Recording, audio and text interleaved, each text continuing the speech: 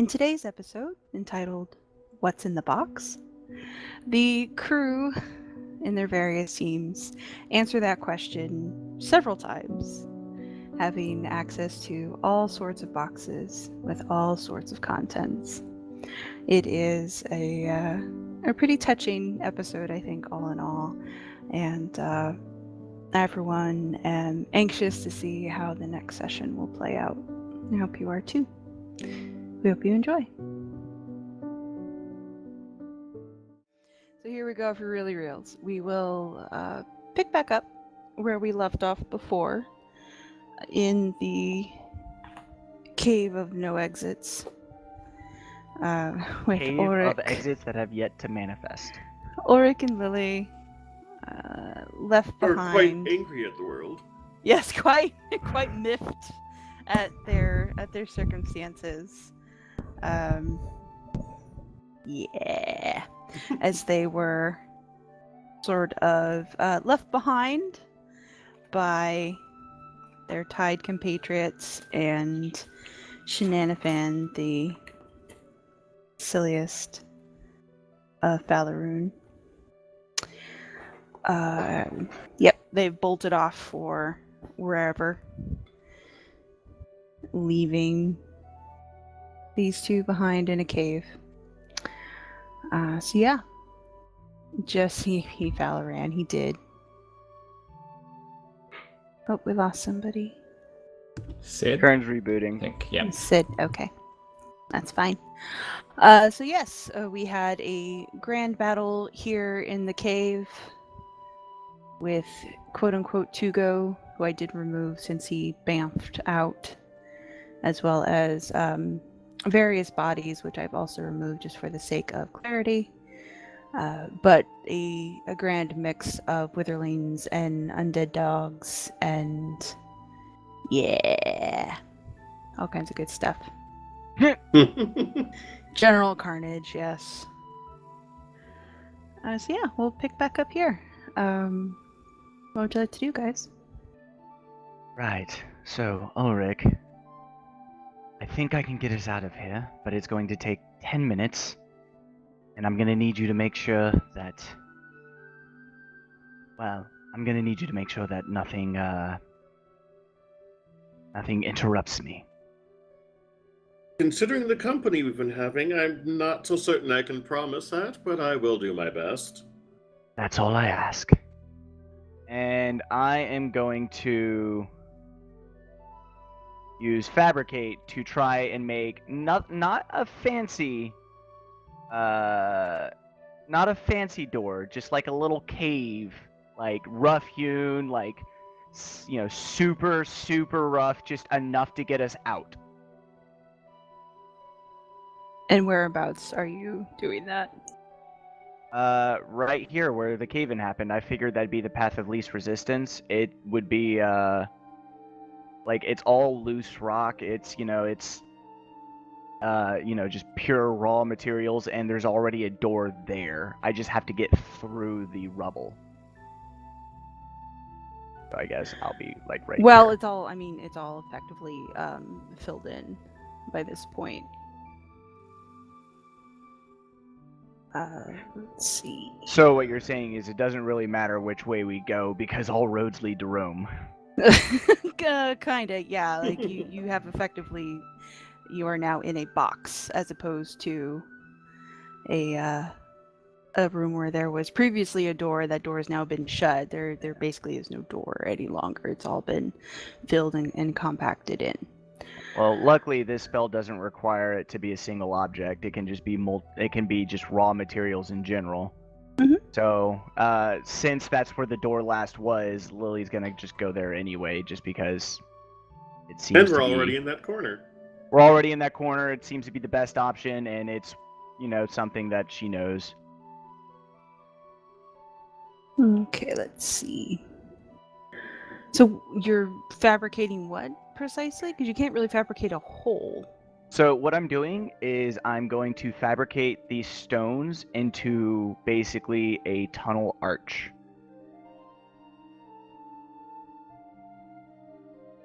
Okay. Using primarily the ones that are in the way and just kind of melding them up and around so that the space is still there, but there is a tunnel there as well. I'm not sure you'll be able to do that precisely, because fabricate converts raw materials into products of the same material. So you would still kind of need some place to go for everything to go, and it would expand beyond the fabricate. You know what I'm saying? You'd have to use all the material within the area of effect, and it would push beyond the spells area to use it all. It says large or smaller object contained within 8 connected 5-foot cubes. Right.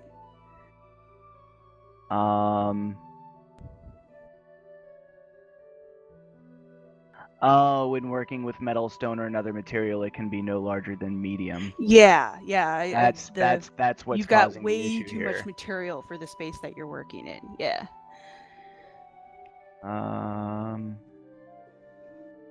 Okay, well, in that case, since I'm dealing with stone, and I'm guessing the dirt walls would also count as another mineral substance. Yes. This is especially the walls, because the walls were actually formed specifically, as opposed to the cave-in, which was an explosion. Yeah, and fairly haphazard. Okay, so in that case, instead,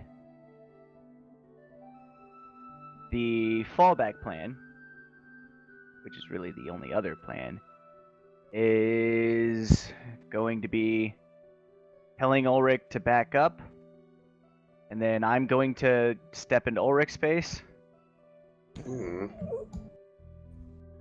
then I'm going to fire a level 4. Ah, shit.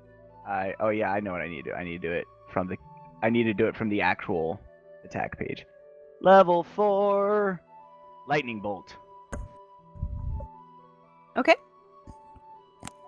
At So the rubble. you hit the area where the door used to be with your lightning bolt, causing a minor tremor to sort of reverberate through the walls and underneath your feet. Ulric, it's definitely a sensation that you pick up. Some of the rubble above you tumbles down a little bit, mostly dust and loose remnants that have been pushed free. But you don't actually succeed in making a hole. It's you crack it and you see the scorch marks where the lightning bolt hit, but the actual earth there is too deep.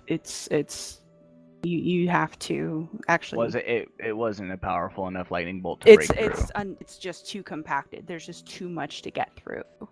But the reverberations from the spell, you were able to, as I said, you sort of knock some things loose. This area here, which, if you remember, was kind of sort of loose soil, has fallen away to show areas of space underneath. And then this little area up here in the corner, where one of the dwarves has, made his retreat, if you'll recall from our last adventure, is also fairly loose soil. So that too has crumbled away to reveal some space behind it. This area here this wall has also crumbled a little bit, but less so. It seems to be a smaller passageway behind it.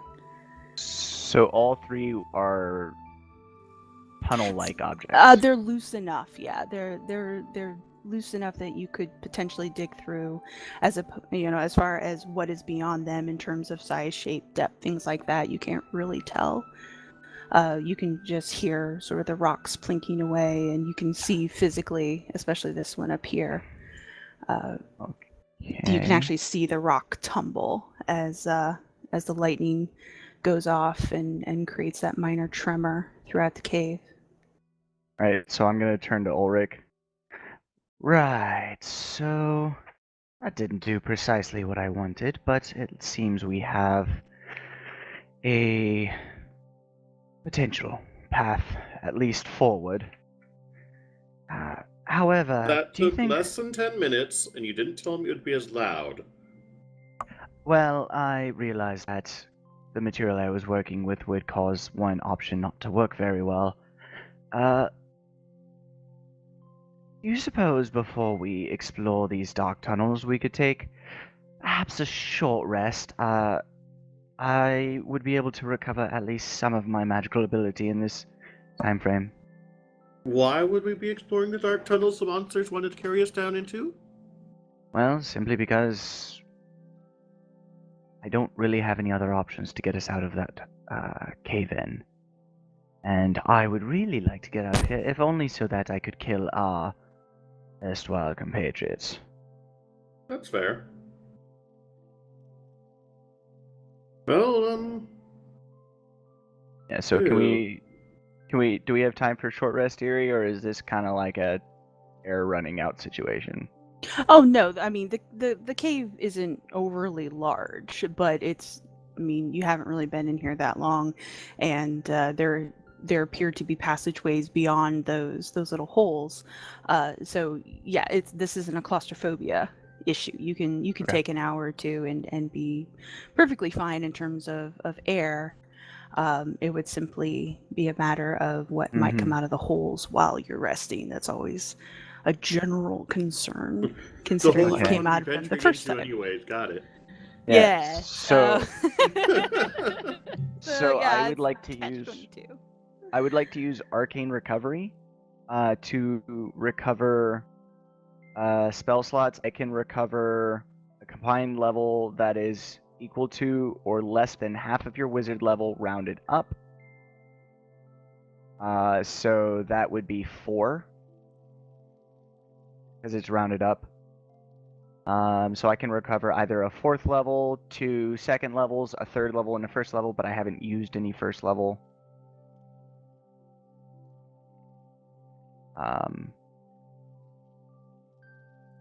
So yeah, I'm just gonna spend the short rest using hit dice and doing that.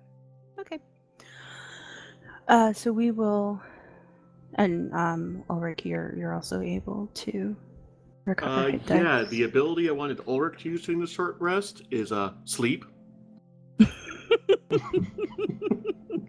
I hear he it's will very effective. Activate his nap powers, Exactly. and you are able to regain hit dice during your power nap. So while you two are power napping, we are going to go to Team in the Team Tunnels. Pirates.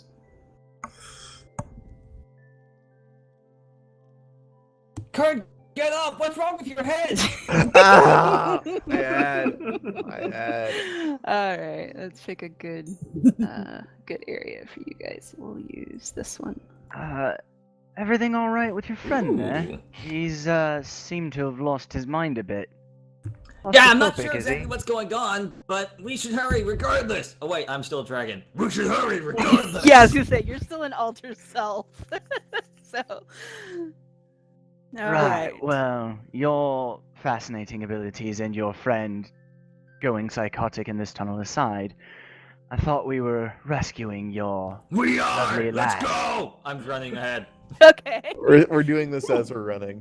Okay. So to refresh our memories of our last Team Kobold session, you all are in the tunnels underneath the battlefield of the great Kobold v Gnoll fight.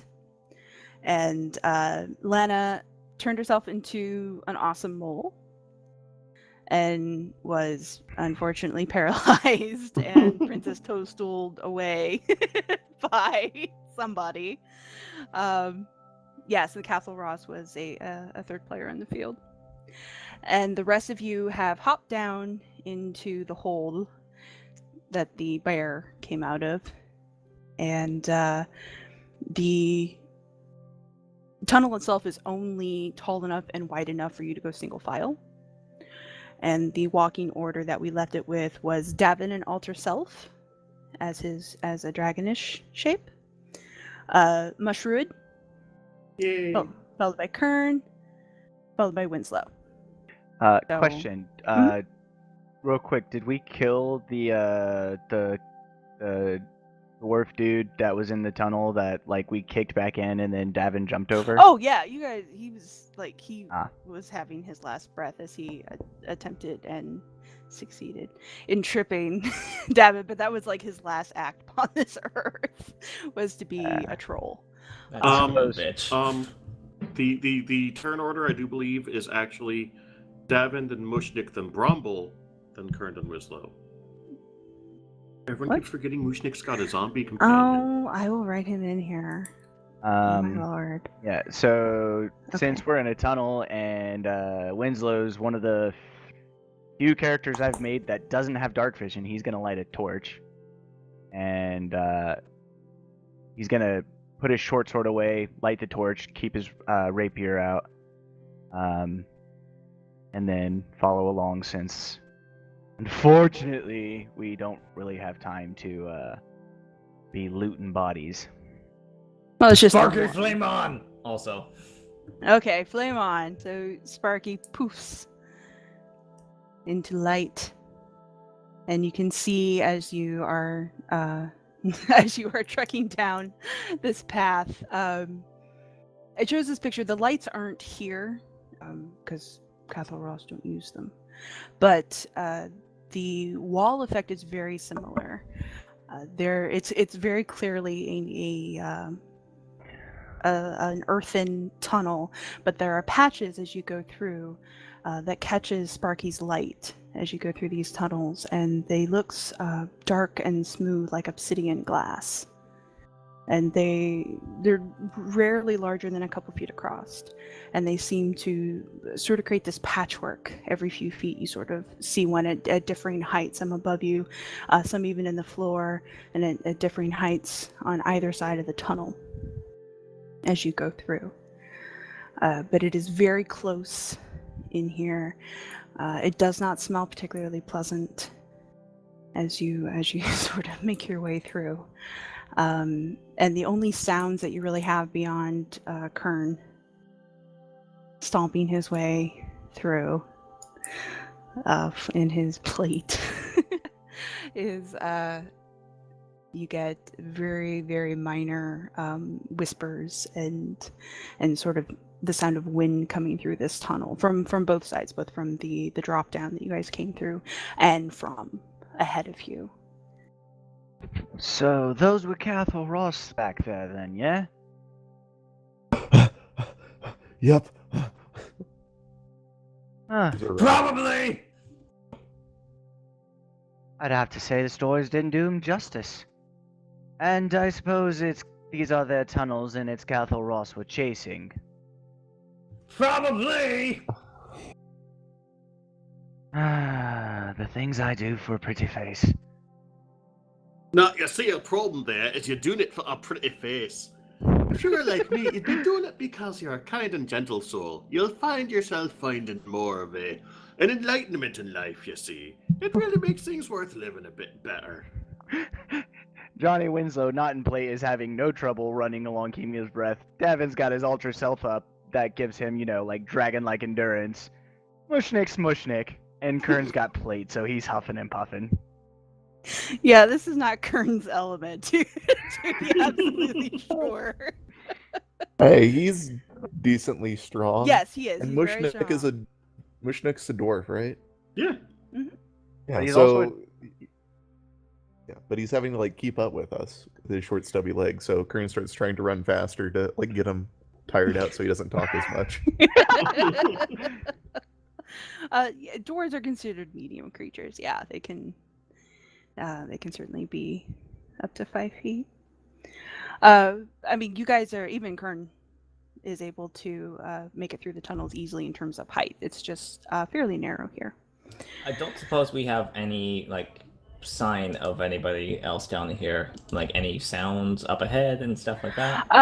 There, like I said, there is sort of that feeling of wind up ahead, which is kind of bizarre because you're underground. And it is a little difficult to hear over Kern's plate mail, but anyone who wants to take a perception check, feel free. I mean, I will never refuse a perception check. I miss Rem's perception. I know. God damn it, Kern. Yeah, everyone else is focusing on the world ahead. Yeah, Kern, there's definite movement both behind and ahead of you. Yeah.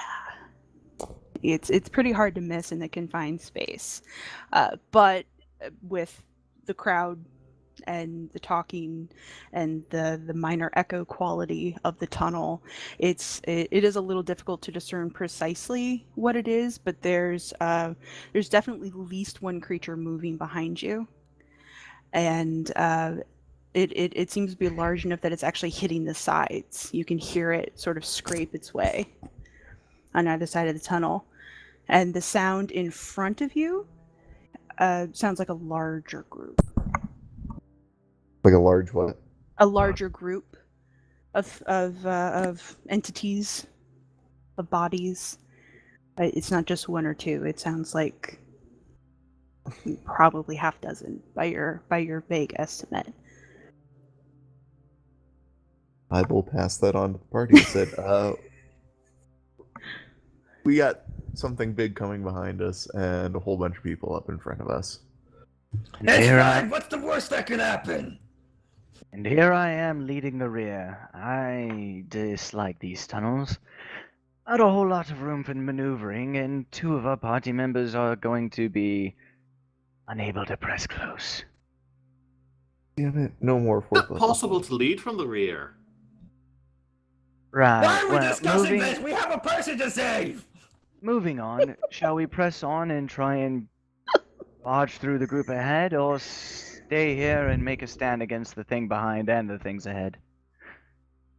Hold on. We're mounting a rescue. I say we keep going. Well, whatever it is behind us is big, and I think it might be able to burrow, so trying to close in the tunnel might not be a good idea. I was going to suggest that, but I think we should just keep pressing forward and just keep an eye out for what's behind us. Yeah, and on that note, I'm going to spare some of my attention to maintaining a watch to the rear. Just Okay. keeping my head on a swivel, like looking forward to see where I'm going and then looking back to see what's coming kind of thing. Just so that I'm better prepared for when that thing makes its appearance. All right. So you travel on through this tunnel, and the bits of glass, the reflections from Sparky, come a little less frequently, and the cave has a little more of the tunnel, I should say, has a little more of a natural feel to it. And instead of being this patchwork of glass and soil, is now mostly soil. And then every now and again, you'll get almost an entire, like, half wall of the black glass. Mushroom. Yeah? Mooshnik. If you'd like to roll nature, good sir. Not as good as you think it would be. That's Hopefully not it's bad. good enough. Not bad. On the exposed tunnel walls, the soil walls, you can see kind of around the bottom a little bit, nature, that there are little mushrooms that are springing up that aren't actually native to this area. You usually find them deeper down, that they're a little too close to the surface for you. They're little, small, blue undergills, but they give off a very, very soft, pale blue light when they cluster together. And they're found in clusters of 3s and 4s, fairly spread apart. as you go down.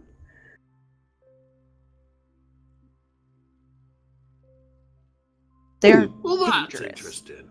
Just strange. I'm gonna pluck one. Okay. It's just a little guy. And of course it doesn't give off light anymore. Once you do that. But yeah, it's a little different than what you're used to. So you come through. Now the tunnel has been widening ever so slightly as you've been coming down it. Kern, that sound that you heard has yet to go away. You are definitely approaching a larger group, and that tunnel scraping sound is still very much behind you, although it seems further away. Okay. But the tunnel is slowly widening, and the sections of black glass seem to be getting larger and closer together when intermixed with the sections of soil. Do you want to continue? Of course. Gotta keep going to try to save Lana. Okay. Lana, for your part, as the crew rushes to your defense/rescue, you are still paralyzed, being hauled around by a creature you assume to be a dwarf, at least in terms of stature and from what you can see of them. They have you basically wrapped, or like full arm wrap around, fingers barely touching, hauling your carcass through a tunnel. Now you have seen, very much as I've described for the rest of the crew, you've seen the black patches of glass, and you've seen the intermittent mix of soil and glass. You two hear a group, a larger group, and especially as a mole, because he can't quite carry you all, your half end, your tail end, is dragging on the ground. So you do still have some tremor sense still. And you can feel that not only is there that crew ahead of you, but there are definitely things moving on the other side of these walls, as well as underneath you. But unfortunately, And a whole bunch of stupid people behind her. Yeah, you can feel you can feel the heavy footfalls through your remaining tremor sense as you're sort of hauled down this hallway. Okay. Now you have, as a mole, you have blind sight, but you're not sensitive to light. Is that correct? You're the one who gave me the mole stats. Oh, okay. I looked up mole stats.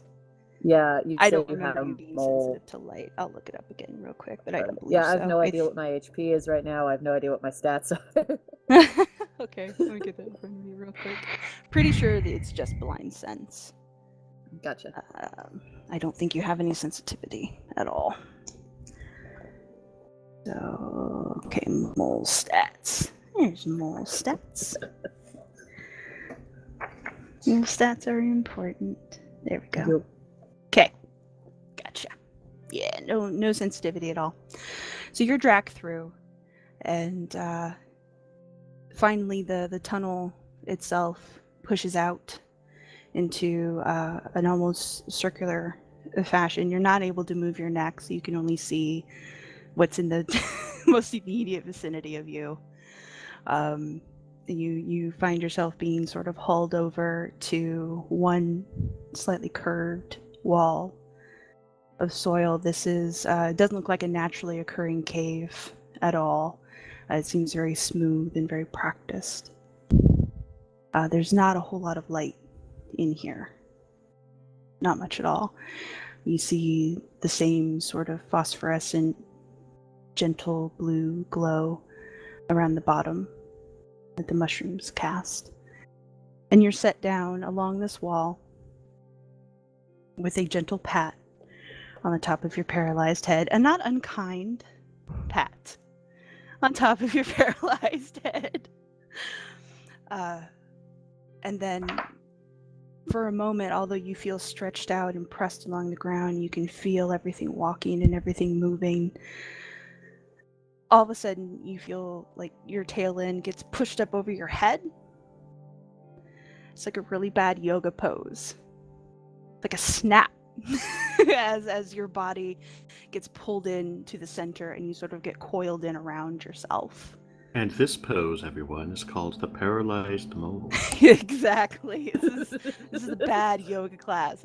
Something's gone horribly wrong with the instructor. Feel the stretch along your spinal cords. Yes. Now, you'll As it not be able bends to and breathe breaks. very well.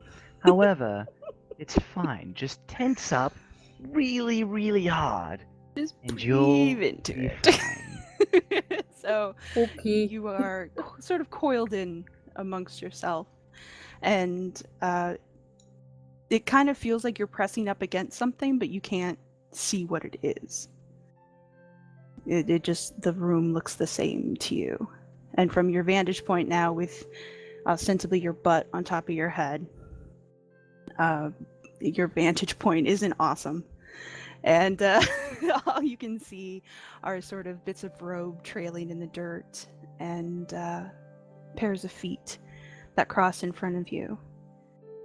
And in the center of the room, or what appears to be the center of the room, surrounded by a ring of those bluish glow mushrooms, it looks like someone stacked up sticks for a bonfire, almost. Very tall, reedy, thin sticks that stretch upward beyond your line of sight. Yay. And we'll cut back to the other crew for a minute. Hey! Okay, so I don't really like feeling digging loose soil, so I'm gonna have an unseen servant do it for me. Johnny Winslow casts Unseen Servant. Oh, whoops. Yeah, That's okay. That's just... Johnny Winslow's actually a secret spellcaster the whole time. Yeah. Arcane Trickster. Lily is she's just getting into roleplay, and that's fine. Okay, so Ulric has had his nap. Lily has had what she would never call a nap, but it's basically a nap. Everyone feels a little bit better. She conjures an unseen servant into being. Where'd you like to dig?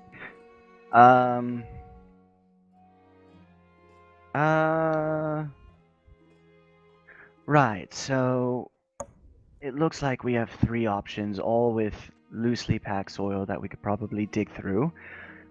You can't see it, but I have summoned a servant of mine. His name is George, and he will be doing the digging for us. Question is, which hole should we dig? I would recommend not the one in the middle. One might Yes, even call it a murder hole. Yes, I was thinking the same thing. Perhaps that far corner across from us where where that one Cathal Ross fled. The other one was filled with various beasties and nasties. True. I was going to say the same thing. It seemed when things ended, he seemed in worse condition than we were. Well, not too sure about that, but He doesn't know Probably. that. yes, well, not only that, but I'd rather encounter him than various undead gnolls and undead hounds. Agreed. Right. George, please, start digging at that loose soil in that far corner over there. See if you can't find us a tunnel. There's a good chap. All right. Okay. All right. So unseen lumps of rock and loose soil begin to tumble from this far corner over here. And it manages to get about halfway down, about knee height. And the rocks stop tumbling. at least from deeper in.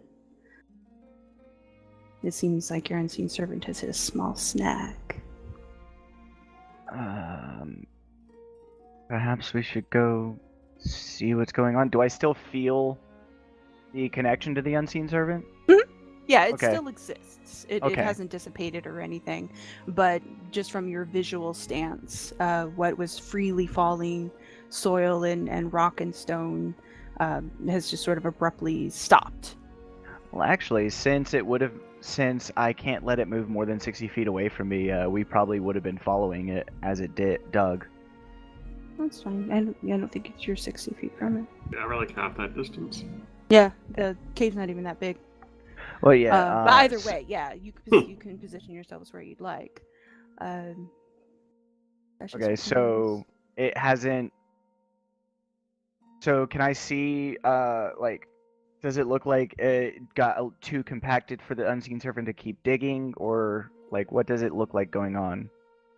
It looks like the freely loose soil is now sort of piling up in front of this hole, but there seems to be about a 2-foot section. You don't know if it's compacted or what, but it just, the unseen servant doesn't seem to be able to pull any soil from that location. And now that you're a little bit closer, you can see that the texture here looks a little bit different. It seems to be smoother and have a bit of a shine to it, as opposed to the looser rocks and dirt that you saw before. I'm gonna get a little bit closer and inspect a little bit closer, see if I can identify what the hell it is. Alrighty. It seems to be the same black glass, the same obsidian that the other groups have encountered. Just it's a chunk about 4 inches thick that seems to be sprouting from the ground. It looks like it might have been an intention to cover the hole completely, but got interrupted. So it only made it about 2 foot up before it stopped completely. And then the loose soil from the surrounding area just sort of collapsed in on it. Beyond it is an open tunnel. So is the hole large enough for us to squeeze around it? Mm-hmm. Yeah, you can step through it. You just have to duck a little bit. The doorway is still effectively functional. Okay. The unseen servant just wasn't able to dislodge or break through that particular piece of stone. Fair enough. And since I have an hour left and I know that Ulric doesn't have dark vision, Ulric, do you have any torches on you? Or lanterns, or really any light source? Let me dig through my pack and see what's not broken. I imagine at the very least you would have a hood lantern. You'd think at the very least I'd have many things, but that's how I keep my opponents guessing. By not having things that you probably should. Exactly. Well, I'm sure that would be rather shocking and surprising. And then I have things I don't expect. Like acid. Hardy har har. Sorry. Well, at least many women find scars dashing, I suppose. And your hair will grow Unfortunately, back. no, I don't seem to have a torch. No light source, no lantern, no nothing. Nope.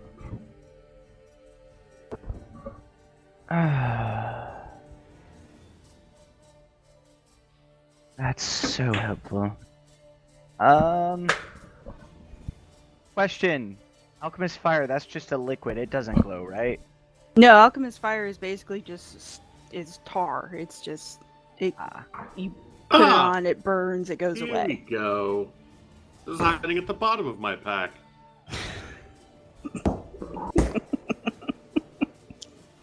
Do you have a torch, Ulric? Just candles and a hooded lantern. Oh, there Hooded you lantern will work. Gonna take that from him, light it, and then hand it to the unseen servant to carry. Now we both have both our hands free. Oh, good. And he'll get the arrow from the face first. I like this plan. Thank you, George. You're quite helpful. Yes, George is ever so helpful.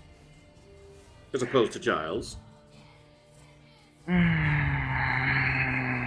don't suppose you'd be opposed to me murdering those three if we ever come across them again? Oh, no, of course not. Well, maybe Giles. I wouldn't want you to murder him. Would rather savor that kill yourself, I presume. Exactly. Well, I'd allow you to help me on all three. How kind of you. Just by the way, a quick question, because I don't remember, but is it possible to make some kind of phosphorescence liquid? Not now, but for the future, in case this ever comes up again. Some kind of like phosphorescent liquid that would provide some kind of illumination? It would definitely be something you would need, again, to research a little bit. It would be something that you could maybe craft in your downtime. It's not something that would be standard, no. Yeah, and it wouldn't be right now, and I'd probably need special ingredients like bioluminescent mushrooms or something. Yeah, I was gonna say, like, the mushrooms in the caves around here would be very helpful. But yeah, it would take some study. It would probably be a downtime activity, but certainly not out of the realm. That's a quite common thing to do, is to use fireflies or phosphorescent mushrooms to make light sources. Yeah, I just wanted to ask so that in the future I would, have something to progress towards. Okay. Cool. Yeah. So George is gonna lead the way. Okay. He's gonna be in front of us. The swinging hooded lantern floats its way down this tunnel, which starts off fairly narrow. You guys would be okay because neither of you are exceptionally tall. But as you go down, you start to see the glass plugs, the black glass plugs, and the tunnels begin to widen quite a bit. What is your guys' current HP level? 51. I used 2 hit dice to use 2 hit dice to get back to health full. 31. 31. Thank you.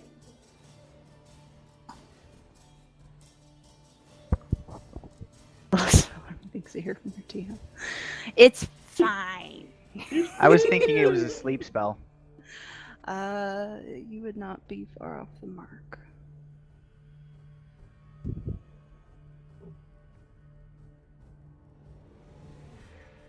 Okay.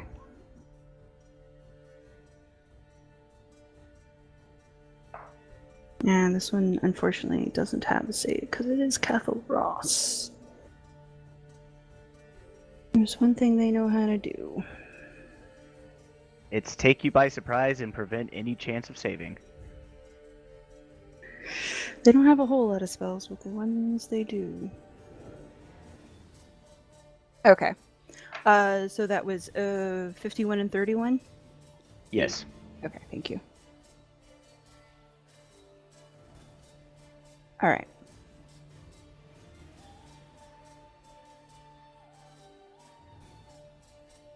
Okay. So you're walking down this tunnel as it begins to open up wider. You can almost at this point now walk next to one another, whereas before you were limited to single file. And rather than it being a gradual thing for you like it was for Team Kobold, the alternating panels of soil and glass come much more swiftly and are much closer together. The little bits of phosphorescent mushrooms are a lot more plentiful here. They're in larger groups of a dozen, and they sort of cluster themselves not just in the corners of the walls, but also sort of spread out into the floor and sort of shelf themselves up the soil walls. So they become very noticeable very quickly. You collect all of them? So as many as I can feasibly grab as we're walking, I'm like grabbing one, putting it in a vial, grabbing another, putting it in a vial as we're walking, just as I can. Okay. Opportunistically. All right. When that vial fills, I'll fill one more, and then consider that enough for research and actual manufacture. I'll give you 2d6 mushrooms then. So That's 8. Yay! You manage to abscond with 8. And again, as you pick them, the light fades, but you have the mushrooms themselves. Yeah, And it doesn't diminish the light effect, the dim light that they cast. So as you again walk through it, and this tunnel spreads itself out more and more, there's a rumble that starts beneath your feet. It's just a tremor at first, not much different than what you were feeling in the cave itself. But as you walk on, it definitely becomes more noticeable, and you can even see dust and small bits of root knock themselves loose from the side walls as well, just momentarily, fraction of a second. It's like being too close to a subway train. Doesn't last very long. It's not very powerful, but it's definitely there. I'm gonna use my superior vision to stare suspiciously at the tunnel ahead of us, see if there's anything up there. You're just gonna give it a good squint. Good squint. Yes. Okay, you can roll a perception check if you like. I am terrible at it, which is why I'm squinting.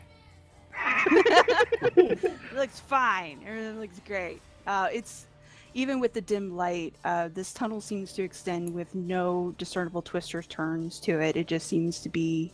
Actually, I'll go ahead and put you guys in the tunnel, so we can all be on the same page, literally. But yeah, there's no discernible twists or turns that you can tell from your position. It just seems to be one long, dark hole. Well, it looks clear. Stay close behind George. At least he'll take the first hit should anything happen. Sorry, George. Thank you, George. We appreciate your potential sacrifice. You will be remembered. No, he won't. No, he won't. Poor George. No If love George for dies- George. If George dies, the next one is gonna be crap. What's his name? Jarvis. Yes. Jarvis. And then Friday. Yep. And then crap. Batman's butler. crap. What's his name? But if Jarvis dies, then he becomes Vision. That's not how that works. That's not how that works That's at not all. how that works. I don't want an unseen servant upstaging me in my superior arcane magical powers. That is definitely not how that works. All right. Alfred. After Friday is Alfred. Okay. I'm going to need both of you and Jarvis. George. George. George hasn't died yet. Sorry. Well, give me a sec. Please. Can you roll dex saves, please? Oh, jeez. You're No, that's asking. the wrong character. No, that's the right character. I'm just such Mooshnik. You can't keep it. Yay. If only there were more intelligence saves in the world. Oh, don't You worry. want us to fight Mind Flayers? You'll get a chance to use those. Don't worry, you won't ever get a chance to use those. You won't live long enough. Your next character will use them, though. Plenty. Yeah, and my yeah. next character won't be an Indies character, so. Fifth Right? edition is weird. You don't use int a lot unless you're dealing with psychic. If you're dealing with psychic characters and psychic damage, then int is your friend. Otherwise, yeah, you don't use it a whole lot. Yeah. There we go. I've got like 8 post-it notes, and I'm trying to make sure I have the right post-it note for the right thing. Okay. So dex save. What is your actual dex save, Ulric? That was. I just had my name set to Mooshnik instead of Oh, Ulric okay, from Roll20. okay. So that's the correct stat then. Yeah, that's correct. All That's right. the wrong name. I don't think Mooshnik has a +7 to. I wasn't Yeah, sure, right. but I was like, I better check. I just want to be absolutely sure. Absolutely sure. Okay. So coming from beneath you, there is a disruption of earth. This little like spray almost, this little fountain from basically directly underneath your feet. Coming up, it knocks Lily directly to the ground, immediately to the ground. Ulric, you're able to stay on your feet, but you are pressed up against a wall as it sort of makes room for itself. And it doesn't emerge completely, it's just the upper half. And it is a worm in only the most basic sense of the word. It is, it's sort of segmented and dark brown, and it's got one of those freaky, like multi-toothed mouths that you only see under microscopes. Except this is very large and very in your face and very easy to see. But yeah, you only seem to see about the first, about 5 foot of this thing as it rams up, hits basically the top of this tunnel that you're traveling in, and then bends itself down towards you. There's no eyes that you can see at all, as it sort of hangs itself over where Lily has fallen on the ground. And I will let you guys roll initiative real quick. Lily's just going to take a moment to say, I'm in this position way too often for my comfort. You need better decks. Oh, wow. I'm That's actually... good. Wow, Lily's first good initiative roll. Ulric. Okay, Lily, your go. I really don't have time to deal with this. And magic missile level 3. Nice. Okay. So 16. 16. And I'm going to let's see. As bonus action, I'm gonna have my unseen servant move in front of me, and I'm going to scramble backwards. Okay. Like I'm not even gonna get up. I'm just gonna kind of like crab yeah, if walk you're gonna backwards. crab crawl, then you really only get about half your movement, and it's rough terrain, so I was gonna cut it down to about a quarter. So you're really not gonna be able to escape very far, but you could definitely get yourself scooted back. Yeah, just a little bit more distance. Yeah, you can get about 5 feet pretty easily, just because of the nature of the terrain and this massive creature in your noggin. Yeah, I just don't want this thing hanging directly over me. That just seems like a bad idea. Ulric, it's your go. Ulric whines and grumbles and makes some sort of stupid remark and then attacks it.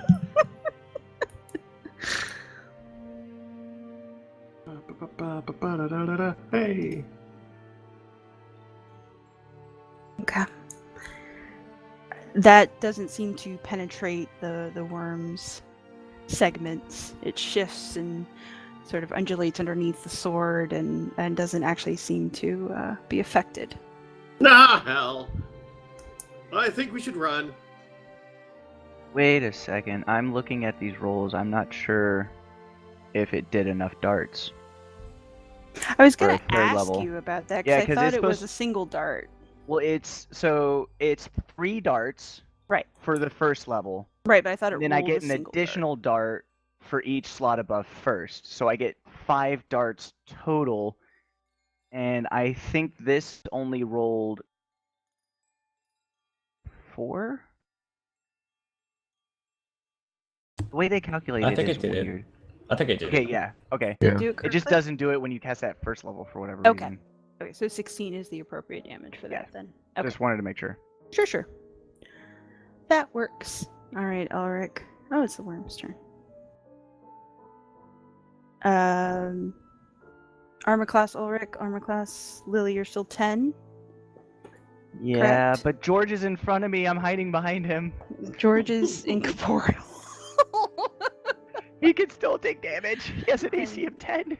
Ulric, what is your current AC?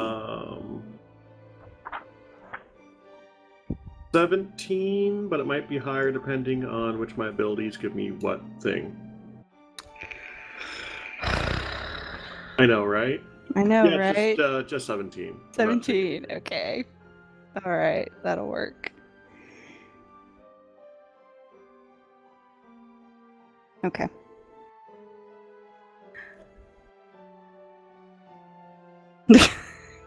He told me it was fixed, Noel. Yeah, so his AC does And change. you trusted him? Yeah, I've His got AC like does 3 change different depending on what ACs. abilities he's using. It's 16 unless I'm dual wielding, which I am because both my swords are out, which is 17. And then if it hits me, I can use my reaction to increase my AC again. That's what I was looking at. Okay. So it's 17 as of right now. Okay. So I get a bite in on Lily, which is... It is 8 points of piercing damage and a Constitution saving throw, please. Well, actually, I'm not too terrible at Constitution.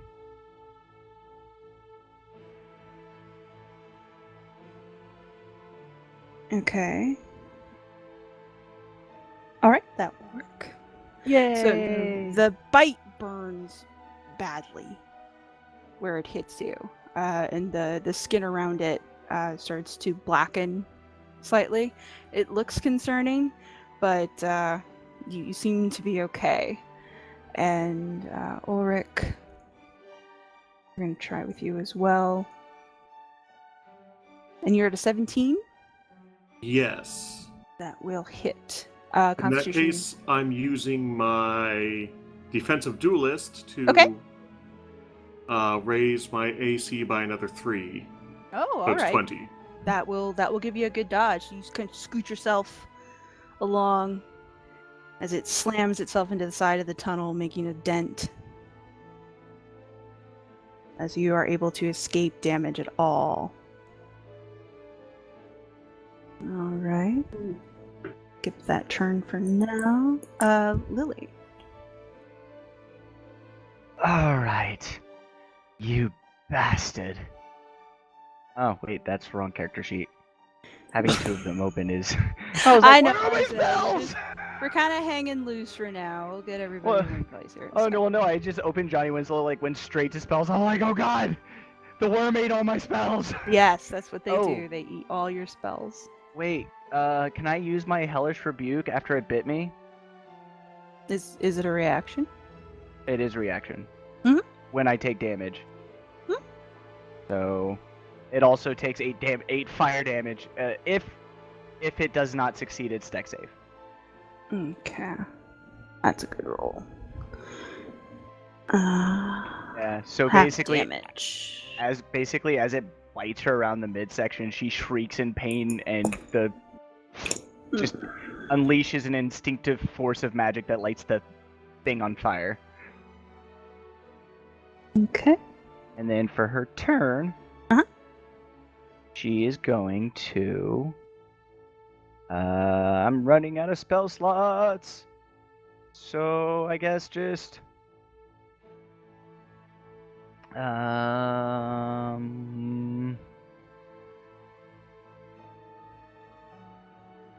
This is, I think, 2d8. Yeah, this should be 2d8. So, I'm gonna do Ray of Frost. Does that hit? That'll. Okay. Well, yeah. It doesn't seem to affect him, but it will hit. So basically, all I managed to do was put out the hellfire. Yeah, the frost forms briefly across his little segments, but doesn't seem to stick. He doesn't seem to care. He doesn't seem to mind at all. Teach me to ever use Ray of Frost again. Well, certain creatures are okay with the cold. Ulric, it is your go. I really do think we should be running as I try to donk it once more.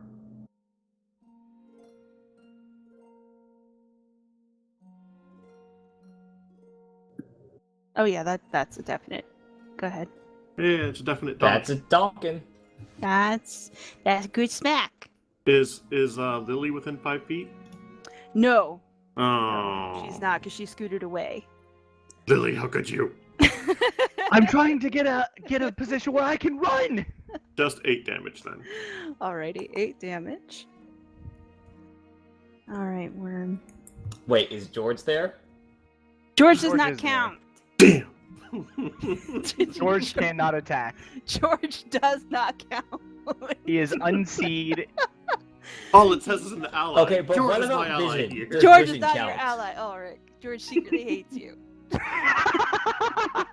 Well, so does Giles. Well, he didn't secretly hate me, I but he don't still think that was so counted. secret, though. Well, what about vision? Would vision count? Yeah, Vision's a good guy. But George is not Jarvis. Damn. Alright, 2 successful attacks, so each of you please roll your Constitution save, and I'll get your damage. No. Yeah, I saw that coming. Okay, so it's another 8 piercing for you, Lily. Okay, and ooh, that's 11 Son of a bitch. for you, Ulric. And Lily, Yeah. make sure I am giving this to you correctly.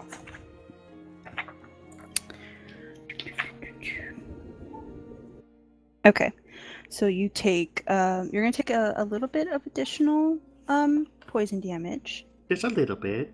Just- 37 just- little bits. Just a wee bit. Just a wee bit.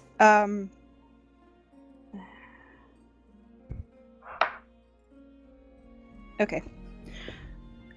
So A little extra damage, meaning Just- 60. 1, 2, 3. It's 16.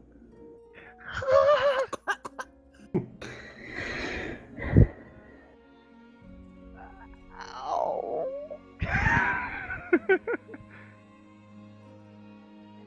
Are you still conscious? Yes. Okay.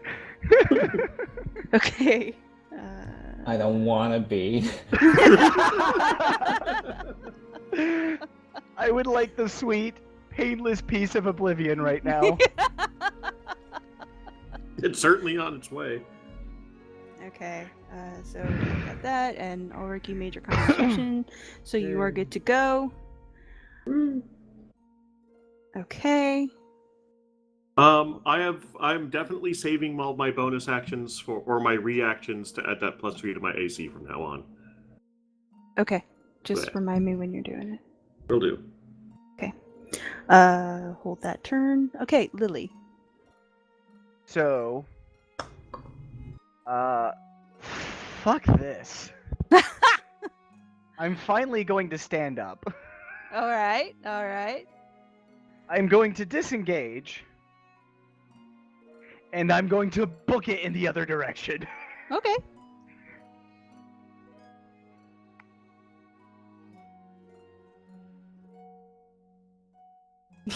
Poor Ulric. And as I pass by Ulric, I'm gonna just scream, "Just come on! No, we're done! We're done! We're out!"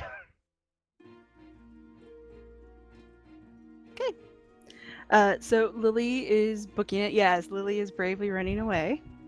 She's not supposed to be up close and personal. Well, All her right. options to hide behind the road. Now, Ulric, if you decide to bravely run away, which is clearly your right, Mhm. you, unlike Lily, will be in threat range for an attack of opportunity unless Yeah, you of course. disengage. So, You just can as disengage as a bonus action. a I note, can. you can, yes. So just as a note.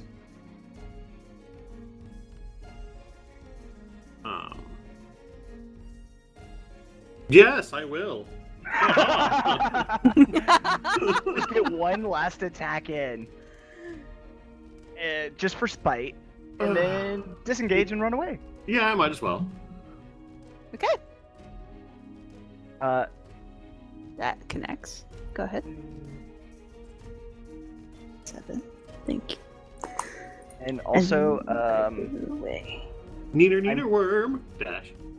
and I'm I'm gonna tell George to wave the lantern in the worm's face as we're running. Like, just stay behind and wave the lantern, George. You served me well. Poor George. So our heroes have bravely run away from the large worm that so rudely interrupted their journey. And you can, rip George. You can, as you're running, you can sort of feel the tremor underneath your feet, and the sort of the heat coming off of whatever that was dissipates as you get further and further from it and closer to where you thought the doorway back into your cavern is. Remember, you haven't seen any other turnoffs. It's all been a straight line to this point. So you run. It doesn't seem like it's following you. At least you don't hear it anymore. But after what seems like an eternity, you get to where there should be a door. And instead, there's just black glass. Something tells me this was a trap. So I blame Giles. to confirm, HP right now is 23 and 20. 19. Yes. 19 and 20. Yeah. Okay. Unless I did my math wrong. I will trust your math, as I am trying to calculate 4 hit point pools at once. Okay. Yuri, you don't need to calculate George's hit pool. It's only 1. I know. Okay.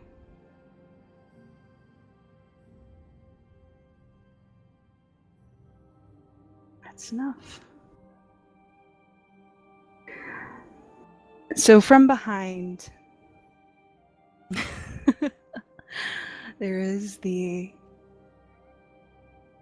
change in the air as it feels like the universe sort of expands and contracts momentarily. This rush of unseen wind. And from behind you, you get that hairs on the back of your neck feeling like you're being watched. And your last conscious moments are you falling to the floor, seeing your reflection in the glass, shining back darkly.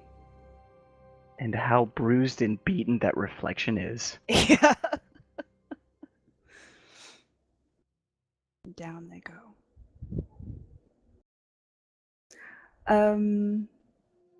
A small technical note for our technical team. Would it be okay would it do well to take a break now, or to go another half hour, 45 minutes, and then reset the video? Technical team. Is this like a dramatic break here? Or... I have so many dramatic breaks, you don't even know. Okay. I can insert dramatic breaks as needed, but if now is a good time, we could take a break now. I only run into problems like when it gets past the 3-hour mark. So Okay, so we're good for now then. Yeah. All right, cool. We'll keep on rolling then. Okay. So I'm the technical team now. Well, I'm sure as hell not the technical team. All right. Yeah, you can keep going. Okay, thank you. Welcome to IT. Yeah. I'm sorry. Listen, somebody has to keep this stuff running, and I'm too dumb. So Guys, it's you. Guys, Kern's right. George betrayed us. Whatever. All right. So, Team Smart and Beautiful, we're gonna put you to bed for a little bit. We need our beauty sleep. Yes, honestly, you guys have had a rough afternoon. it's probably a relief at this point.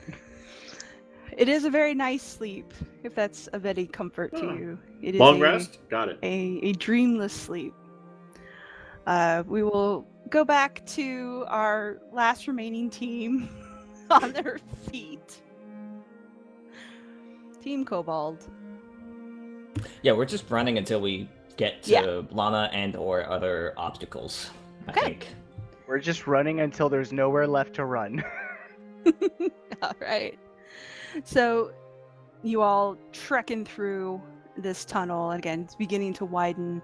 The mushrooms that you saw populating are becoming a little more densely packed and starting to do the shelving thing up the sides to where now they are very obvious, even to those of you who are not mushroom aficionados.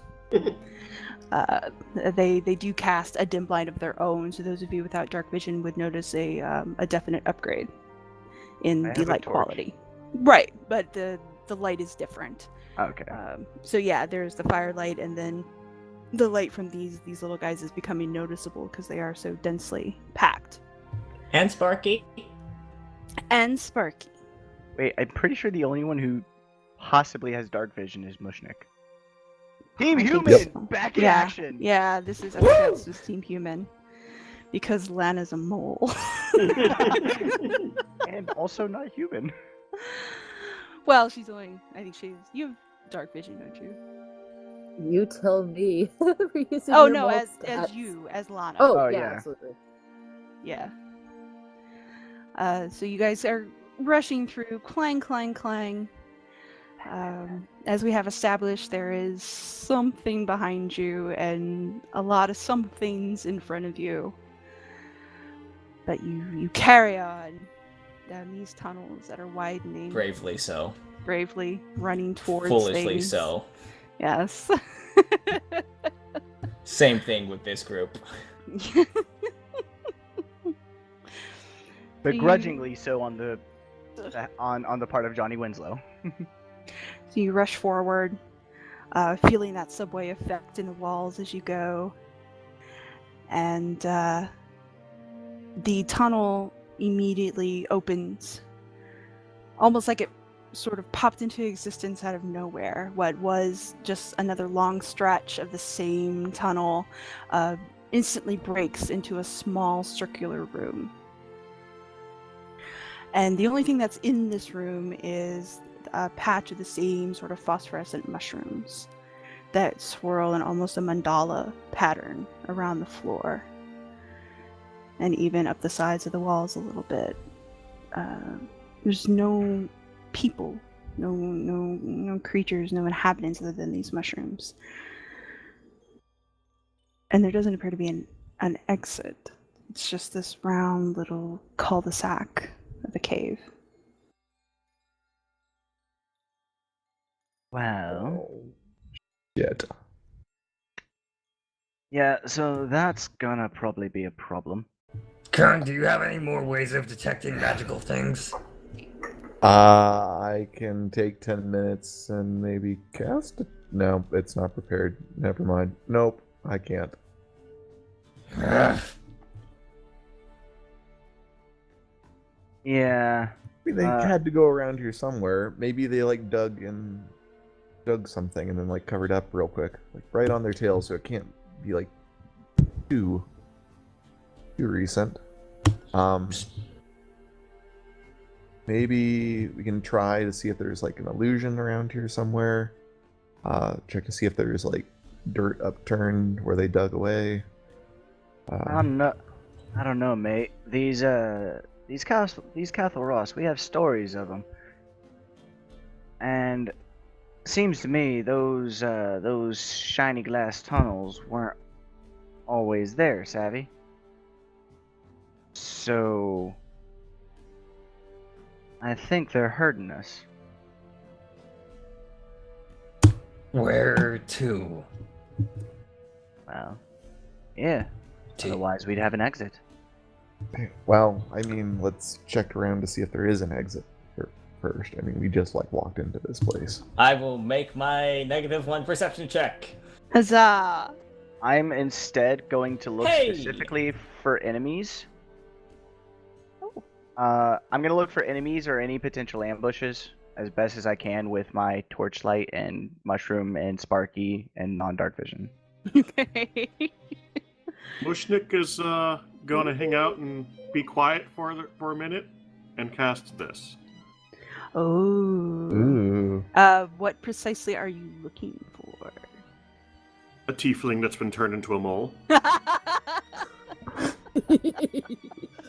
So, as you all sort of investigate your surroundings, Davynn and Winslow, you guys are sort of poking through, and there doesn't seem to be anything here. And it's pretty maddening because there's no tracks, there's no, you don't see the glass that you've seen up until this point. It seems to be solid wall.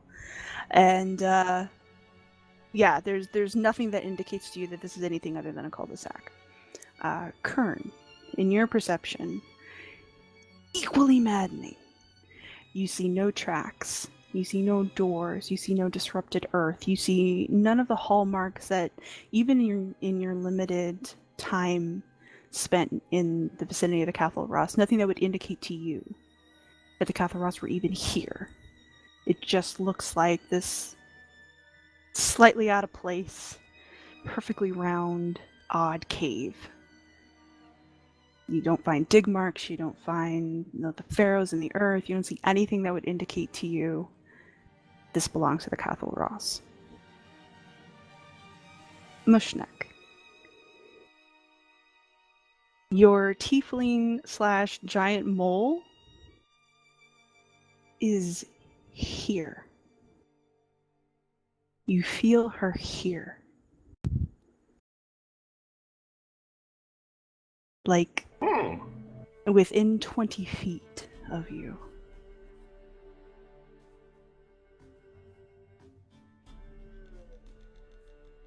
I'll kind of stumble around and try to find where the closest sense of that is. So you all watch as your mushroom friend drunkenly wobbles his way, zombie footman in tow, touching things that for you don't seem to be anything but open air.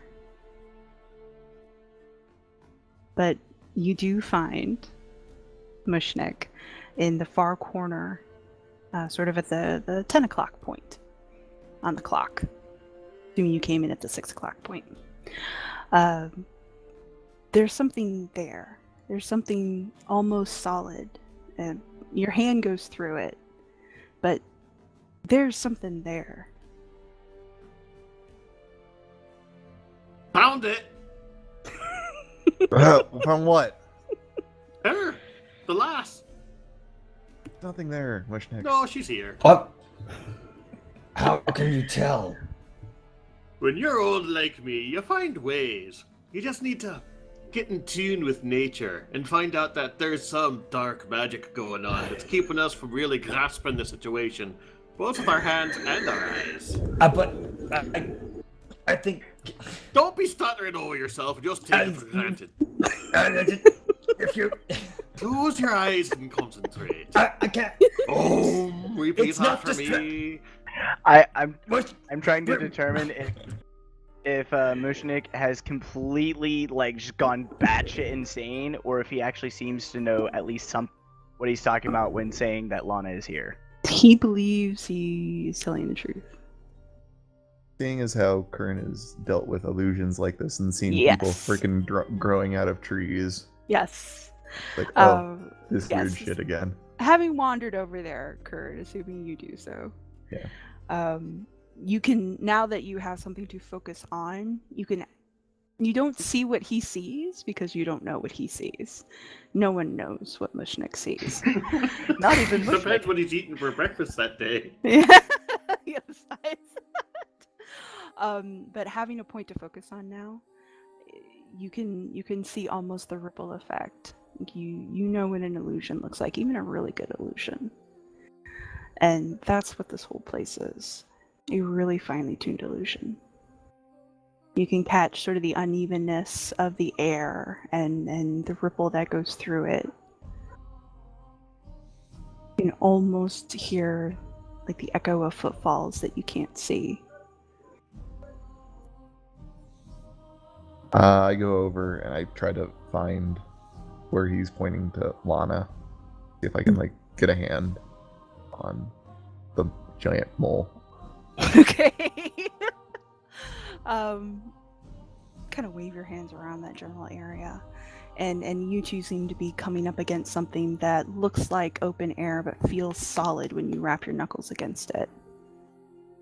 It doesn't make a noise. It's not like a chest or anything like that, but you can giant mole feel going, the "Stop it." impact. Is this her? Well, I don't see why it wouldn't be. It's pretty close. Are you sure? There is Brumble over there. That doesn't fill me with confidence. How sure is Bromble for our Well- own context? He's there, isn't he?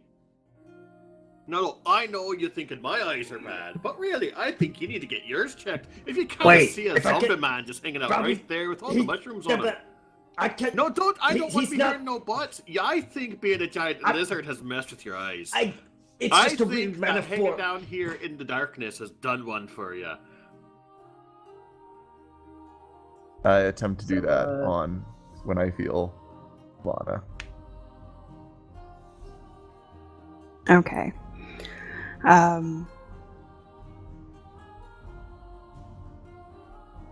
Yeah, you cast your spell, and whether it works or not, you're not sure because you can't.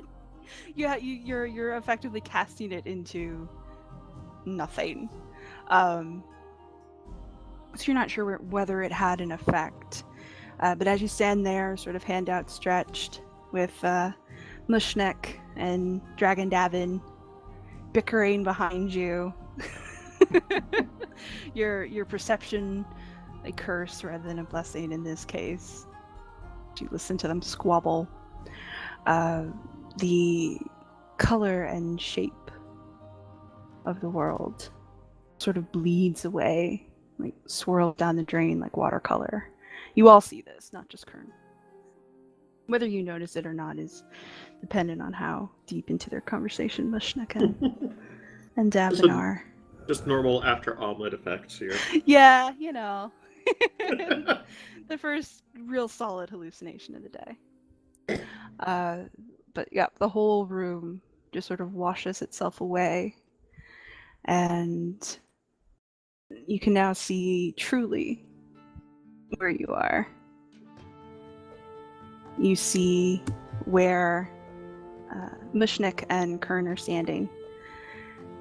You see a giant mole with its butt on its head. A mole knoll. A mole knoll. Sort of curled up and over itself, leaning up against something.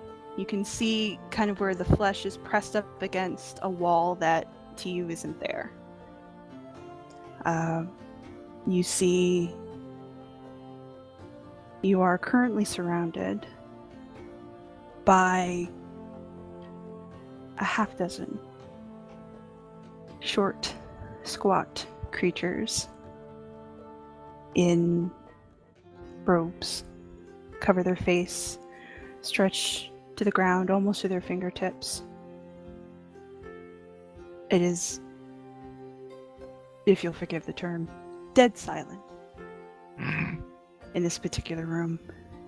And the only light is coming from the actual mushrooms that grow here. They seem to be clustered in sort of a rectangle shape around where Noel is curled up. But there are other places as well where they seem to form these large rectangles. They outline open spaces, kind of set alongside the walls. And then among the robed figures, you see the door, quote unquote, that you came through is now overgrown with some kind of thorn hedge. The best word for it. And there are one or two zombie-esque creatures that seem to wander freely in this cavern. Now, the cavern is much larger than the one that you saw when you came here. It's easily 3 times its size. So there is a little bit of space between you and the rest of these creatures. But they seem to know exactly where you are standing, for all of them have their hoods trained directly on where you are. But they don't make any sound. Oh. Lana. Maybe we should put the illusion back. I didn't upset the illusion. I just tried to unparalyze her. Yuri, can you remind me, Kappa Ross are sunlight sensitive, right? As far as it's one of those things that everyone who knows everything says that they are, but you've never seen it in practice. So yes. Well, no time like the present. I'd like to whisper, Sparky, it's time to shine.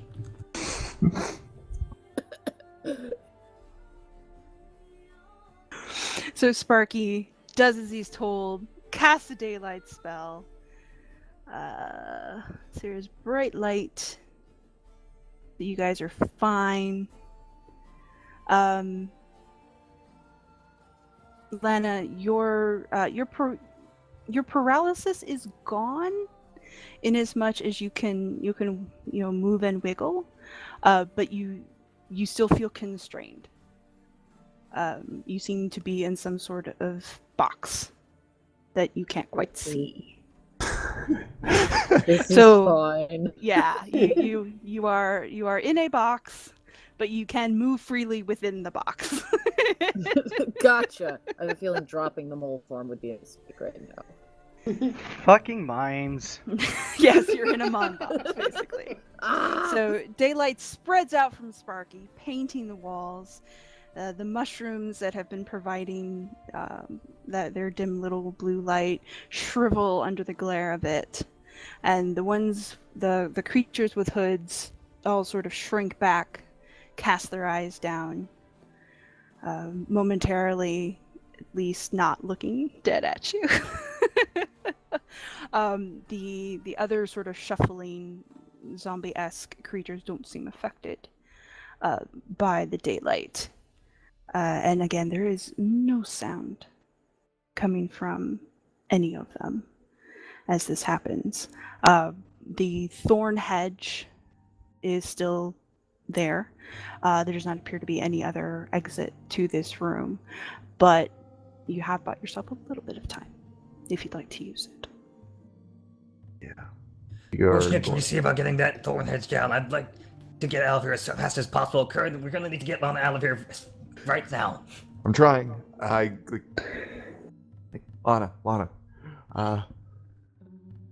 Can't you move?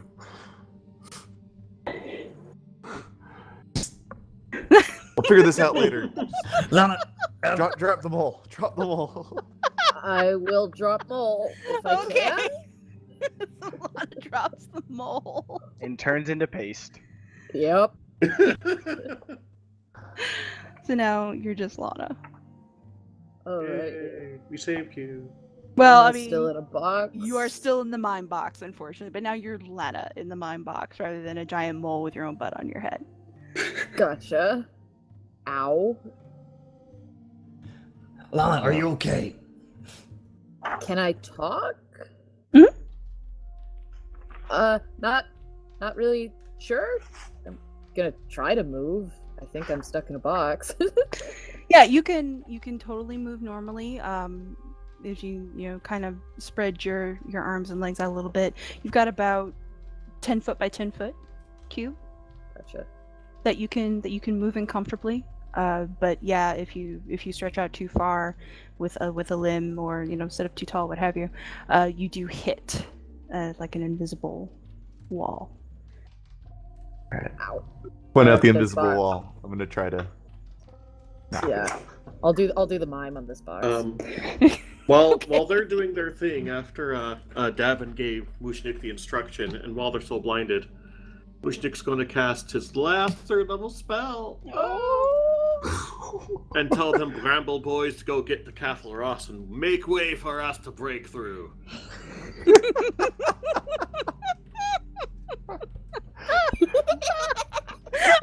Lance might be able to perform other tasks on your behalf at the GM's discretion. Oh my lord. So who are you commanding? Just Bramble? No, you said there were Plants. brambles. Oh, the thorn hedge. Yeah. Ah. Limited sentence and animation. That's awesome.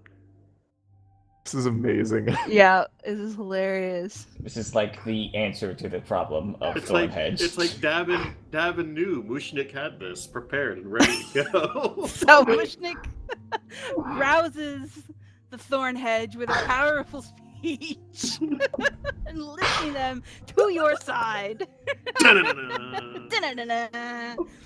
And you watch as this massive hedge sort of unroots itself slowly and walks forward, not quickly, but walks forward and sort of wraps in on itself, so it looks like kind of a walking paper towel tube now of brambles and thorns. It does pull itself away from the sides of that doorway, though, which reveals the tunnel beyond it. Would anyone like to make a perception check? Winslow, do you still have your torch out? I do. We've also got a You big also Yeah, got you have really your well light lit. spell. Just checking. Lana, that's a good perception check. Oh, good. Everyone can see this. Are you sure? Something tells that me a this good is one of thing? those things that's hard to miss. Davynn Did can. Well, Davin let's miss go. it? Davynn's still congratulating Sparky and goggling at the. No, he's busy trying to get Lana out of the thing, and he's Okay. too focused. All right. He's focused on the box. The rest of you, as you watch this massive shambling mound of, of marching thorns peel itself away from the wall and advance into the center of the room at Mushnik's command. In the tunnel now, you catch a glimpse of definite movement. You hear that scrape against both sides of the tunnel. And whatever this is sort of wobbling a little bit back and forth. And in the glare of the daylight spell, there is the very definite glint of metal and a dull reflection being shined back from the tunnel. I will give everybody one more action. You decide what it is that you'd like to do. Oh, we gotta find a way to get her out of this box. I'm just gonna try to hit the box and see if that does anything with Yeah, magical claws. Me too. I'm going to try to hit it with my hammer as well. Okay. You guys go ahead and roll your attacks. I'm going to ready an action. If anything, it's within 5 feet of me and is hostile. I'm going to lash out with all my pointy fury. Okay. Lana, your spell does not breach the walls. Yeah, I'm in a box. Yeah, unfortunately. Let's see. Oh, you guys got good attacks, though. So your attacks hit this box, for lack of a better term, and where it hits, it is a very definite connection, much like when Kern was sort of wrapping his knuckles up against it. It feels very solid under your weapon and under your hands, but you're unable to penetrate it. And from where you hit it, there's almost a ripple effect that goes out from it and kind of cascades itself around the top or the side, wherever you happen to make its connection.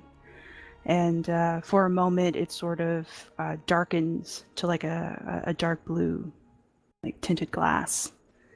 But then it rights itself and becomes clear again, so you can see Lana. Something tells me this might be a bit more of a ritual sacrifice. Yay! Which I am not okay with, for the record.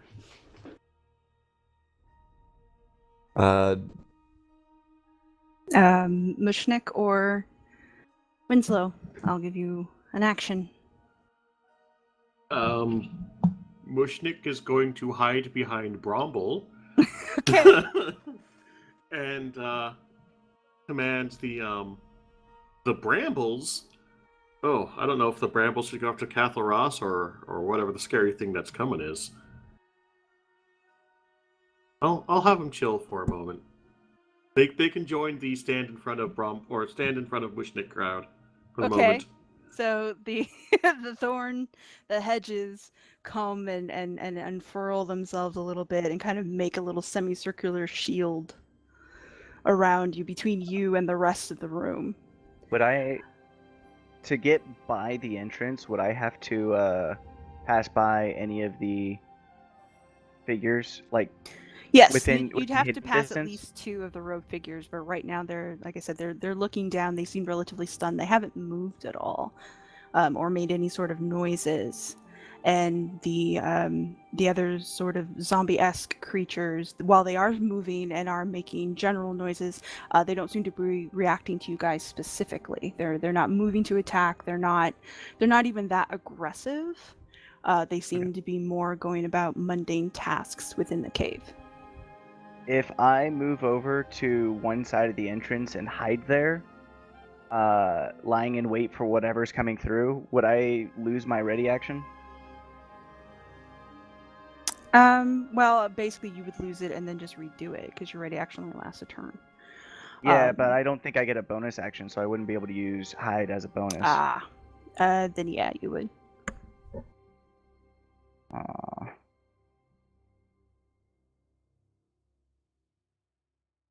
Womp, womp, womp. You know what? I'll do it anyway. I'm gonna go to the edge of the wall, and I'm gonna hide. All right. Ooh, that's a good hide. I'm lying in wait for an ambush. Why are we shaking fists at Ulric? What did he do? Just for existing? I think she's saying I'm Ulric 2.0. Oh, I see. And even though I'm in clear view of the entire room, including the rogue figures and zombies, apparently I'm being a coward and hiding instead of lying in ambush. No, you're ambushing. That's fair. You don't know what's coming down that tunnel. Mm-hmm. It could be all sorts of badness. All right. It could be our friend. It could be Cat, but actually Cat. It could be actual Cat. Cat could have tracked you down and come to save you. Basically, that sounds like what happened, right? Basically, anybody but Ulric coming through that door is probably getting stabbed. especially if a perfect representation of Lana comes through that door. All right. So, the blast from the daylight spell. While I believe it's still. And how long does that last, Michael? 8 hours. 1 hour, I believe. Even for Sparky? For Sparky? Yeah, it should be. It just casted as normal, I believe. Okay. So it just lasts until you either kill it or it lasts 8 hours? 1 hour. 1 hour. Alrighty. So daylight is still in effect. The robed creatures don't seem to appreciate that very much. They are not moving, however. At least most of them aren't. Now in the center of the room, the bundle of sticks that Lana saw is still there. The sort of reedy, real thin, circular bonfire kind of thing. Still very much there. And it begins to shift a little. The individual reeds around it shake of their own thing. And one of the hooded figures begins to whistle a very, very soft song. And I need all of you to make wisdom saves, please. No. Did you say other dex than Lana. save? I said wisdom save, and it's everybody but Lana. Yeah, and I I'm dropped my already torch in on a the way to the wall, by the way, because I don't think hiding would work very well if there's a bright light source I'm holding. No, Davynn. No. Okay, so Mooshnik and Davynn, you are hit with a fear effect.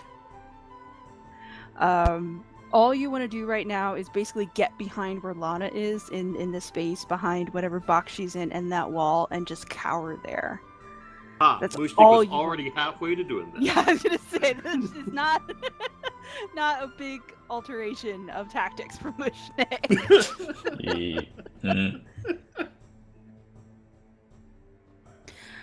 But Kern and Winslow, you guys are fine. You see your compatriots sort of wig out a little and race to cram themselves in this little alcove. I look at Kern with a raised eyebrow, just kind of trying to silently convey landlubbers. I get it across as, what are we doing here? I just kind of shrug. So I take that as general agreement. I'm glad this battle session has gone well. yes, this has gone well. Cathal Ross, man. Kern, you're actually the closest, so you would, and you have the best perception, so you would see this before anybody. That bonfire sort of bundle of sticks. The reeds that have begun to sort of tremble and move of their own volition now twist around themselves and sort of stand, pulling themselves out of the ground. And what unfolds from underneath is a pair of legs that slowly stand as if they've been kneeling this whole time. And just very slowly standing up. He's within about 15 feet of you. All these little reeds kind of wrapping themselves around to the back and taking on more the aspect of like dreads as opposed to thin branches. He has a vaguely humanoid face. His arms and legs are a little too long. His trunk is kind of elongated. He's very gray in face and skin and clothing, extremely gray. And he's got large patches of flesh missing from his face. Under a jaw, on the opposite side of his neck, you can see sort of the tendons underneath have been exposed. So as he stretches and moves, you can watch them contract. It's all very bloodless, though. It's all very very old, very mummy-like. He still has both of his hands, elongated fingers, and overly long, slightly sharp fingernails. When he stands to his full height, he's only a few inches taller than you are, actually. So it's fairly eye to eye.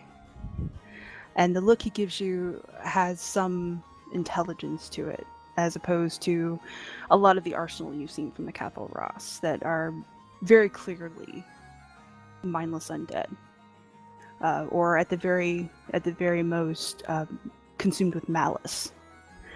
This one seems different. This one seems to have a spark of its own intelligence left. Okay. It's good. What would you like So,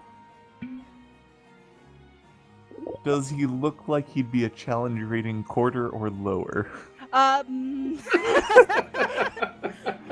Well, I mean CR1. CR1 or lower. I'm kidding. I was gonna say he looks a little strong. But you never know. He could be all dust and sawbones. You don't know. The real question was, does it look like he's coming to gut us?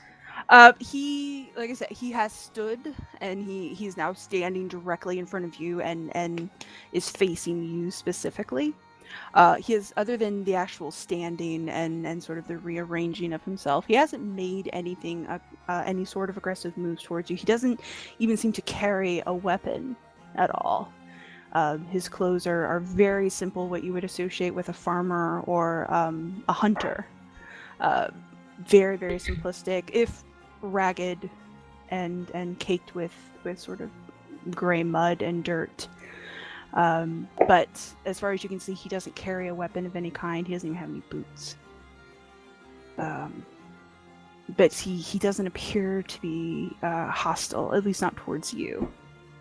He seems to be fairly clearly focused on you, but not reaching out, not making any sort of aggressive movement. At least at the moment. Is there anything you would like to do? I would like to go. Oh Jesus! What the fuck is that? And run behind Lana. Thank you, Davynn. That's our boy. I don't know. I kind of want to get Lana out of this thing, but I don't know how to. I don't have anything that could dispel it because I'm out of those spells.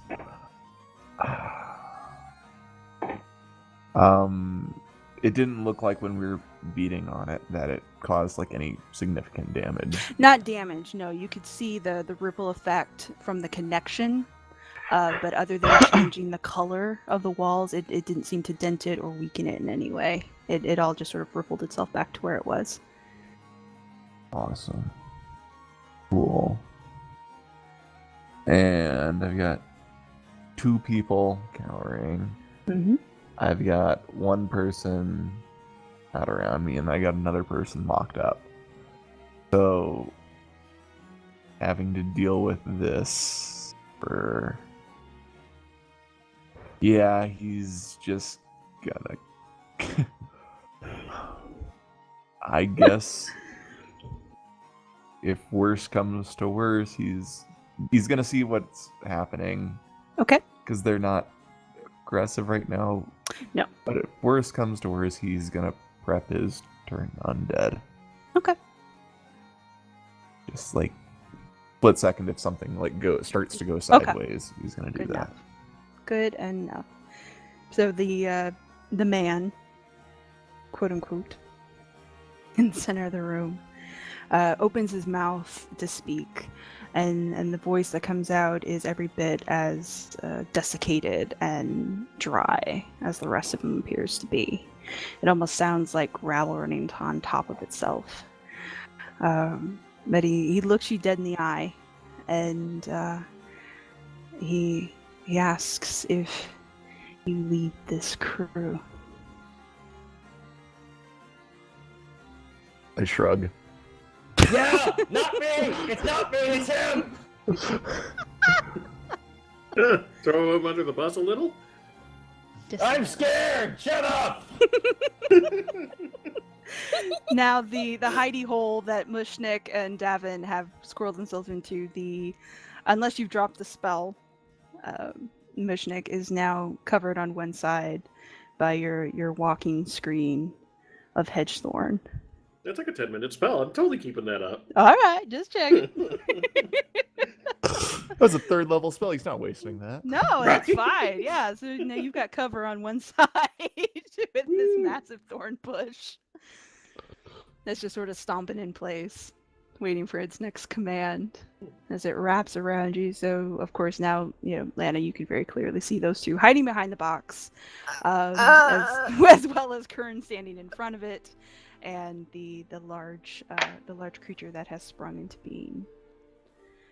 Johnny's hidden. Nobody sees him. Well, Johnny's on the far side of the room, so she would have to be able to see past Kern and this guy and all the robed figures in order to discern where Johnny is. Have I had time to ready in action since I hid? No, yeah. I thought you were protecting the hole. Yeah, I am. I just wanted to make it an actual ready action instead of understood. Okay. So Kern, you're shrugging. that you're the leader? I guess so. This is like the third time somebody's asked me that. And I I'm know. Like, yeah, fine. I know. Guess. Although, since Ulric's not here to claim it. Ulric would deny the whole lot of you. Yeah, Ulric could sell you all down the river. He really would. Unless, of course, it was, Nice Ollie or somebody who's like, yes, I totally am the leader. Yes, Of course, right? Give me all the treasure. So the man nods, and you notice the robed figures have now sort of begun to shake themselves out of their stupor. They're still keeping their faces pointed down, as far as you can tell. They don't seem to like the light. But now, rather than having been scattered kind of throughout this cave, they cluster in among themselves along the far wall on the other side of this this scarecrow-like man, and you can see kind of the flapping of their robes as they are making some sort of gestures to one another, while the man in the center closes his eyes briefly before looking at you again. And you can even watch them change. You're that close to him that they change from blue to silver to black and then back to silver again as he talks to you. And ignoring the exposed tendons and musculature and the flaking black bits, he speaks to you once more. And he says, they would like to offer you a deal.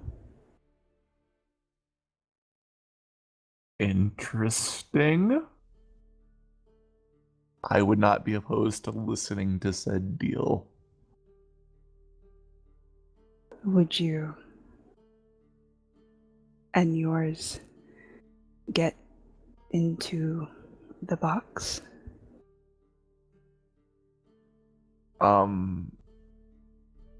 Get into the box?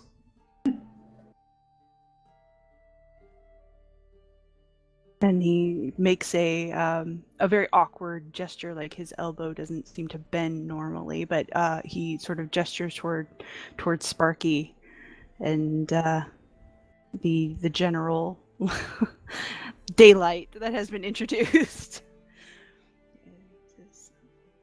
The light makes them uncomfortable. Well, it's kind of uncomfortable for us. You got to see where we're coming from here. He nods slightly. I understand. More than most. Will you? You want us to dim the lights? It would help. Davynn? Yeah? I would probably know, since we were traveling with Sparky for so long, how many times can you do this daylight thing? Just the one. God damn it. Okay. Well, Put a jacket over it. yeah. Yeah, because that actually works. It obscures it. Yeah, well, I'll get like a cloak or something and just put it over it in case we Okay. need to, Sure. I'm gonna take off my shirt and put it over Sparky because Davynn will take any excuse to take off his shirt. Yeah, I was gonna say, yeah, this is a Galaxy Quest moment right here. Anything to take a shirt And off. reveal all of the new fancy, sparkly scales underneath his shirt because of herself. Smexy scales. That now never will go away. I don't this think those are natural. You should This get is looked at. entirely the shot that they put in specifically to showcase the new makeup effects. Yeah, this is it. This is where their budget went, ladies and gentlemen. Right here, this shirtless shot.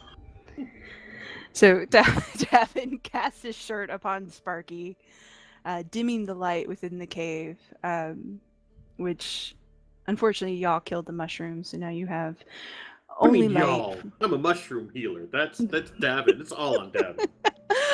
So you only have the firelight from Winslow's torch. That's in the middle of the cave. That is in the middle of the cave. Yeah, Lana can see fine.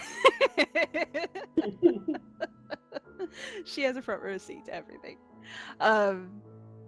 But what you can see is there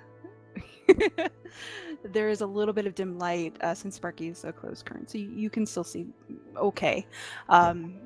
And what does catch your attention is in sort of the cluster of robes in the far corner where these figures have huddled. You do see flashes of phosphorescent light as they gesture to one another. It's quite noticeable in the dim. And your newfound friend breathes a sigh, a very small sigh, and says, "Thank you." They get very, very upset. Box. No, bro. If I would have known how to open it, she wouldn't be in the box, so I don't know how to even get in the box. So. Oh, there's another box. And he waves his hands kind of stiffly towards the other outline, where now the mushrooms have turned all brown and shriveled up, but they still make a very clear outline in the cave floor of a rectangle. This one is a little larger. It's like 15 by 15, but it's very clearly defined.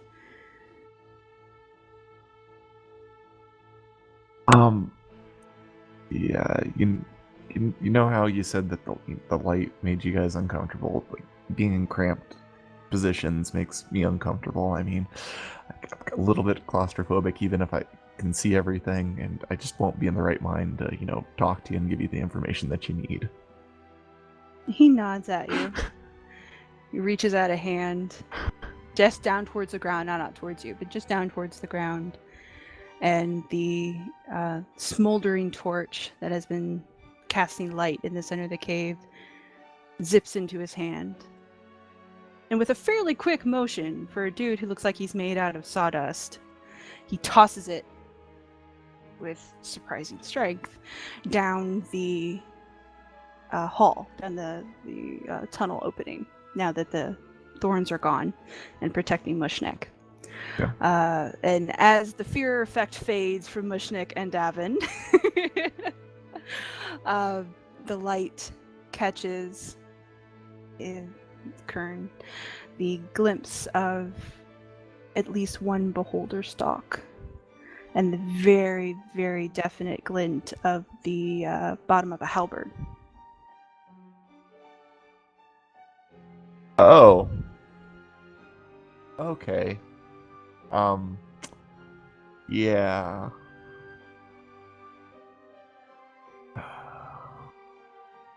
Well,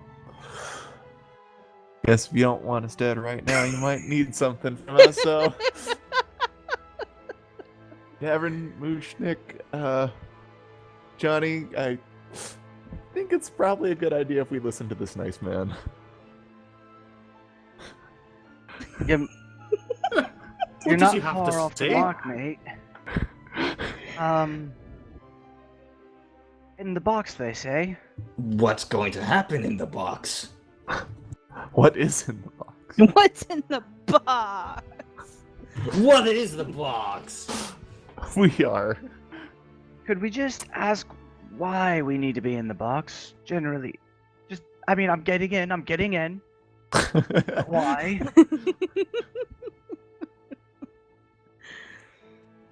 So, who's getting in the box?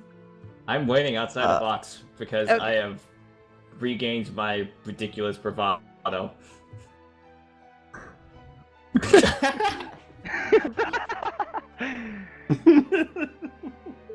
Only you could fit in your box, Lana. So in the brief glimpse that we have, does it look like it's an undead beholder or a regular beholder? Obviously undead. Everything's undead. One, everything is undead when it comes to, most things are undead when it comes to Cathal Ross. Plus, and I will give you knowledge since it has been so long since we played this this team. But on the initial battlefield, there was an undead beholder, as well as one halberd and whip wielding undead gnoll Right. that you never saw go down. Well, You're welcome. Johnny's mother used to give him horror stories about beholders when he wouldn't behave, so he's getting in the fucking box. Yeah, What's and going to happen inside the box? I'd like to know this first. I think the box is a good place to be. Davynn, the thing that's not going to happen if we get in the box, at least at this moment, is getting mutilated and destroyed. Should you say that? We hope. Yes. However, there are far more of them than there are of us, and if getting in the box will let us live longer and potentially leave alive. Okay, fine. Can you promise that you will not hurt any of my friends once we get in the box? And the man in the center says, I won't hurt any of you. They will. You or any of your friends. I'm clarifying this point because... And he closes his eyes briefly again. He says, I don't think they want to hurt you. Awesome. I'm inside the box. Okay. So you're standing kind of in the middle of this rectangle. Anyone else who wishes to get in the box, you stand in the rectangle. Okay, I will get inside the box, but I will not like it. The Sparky goes with you. I don't think they care if you like it, Yes, mate. of course. All right. So I just everyone- thought I should let them know that I will not like it. Mooshnik will keep Bramble and the Brambles on the outside of the box. Okay. Brambles start to surround the box. Brambles will approach the box, but it's not far from Lana, so it's more like they've just sort of spread themselves out a little bit. So now they're going straight again rather than curved. But they're still behind both boxes, both Lana's and your guys's. Yeah. So as you all sort of crowded to this space, and it is going to be a bit of a squish with all of you. I feel sorry for whoever had to stand next to Mooshnik. Yeah, it's going to be fun. You feel like a swoosh of air, and you can almost hear the sound of like a jail door shutting. It's an odd clink sort of sound, but you don't actually see anything. But the creature in the middle, the man in the middle, sits. Again, a very elaborate affair of knees that are not quite bending right, but eventually he gets himself down to sitting peaceably in the center again, and sort of watches you as you get yourselves settled in this enclosed area. A motley little crew that you are. Yep. And here you are in the box. And here is where we will take our break. And when we come back, This is Rich will sacrifice the fine. entire party. When we come back, we roll to see who's going to die first.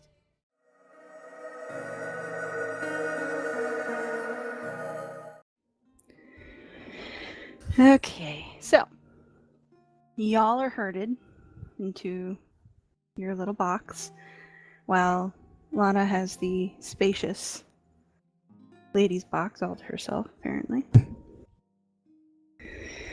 The mole box.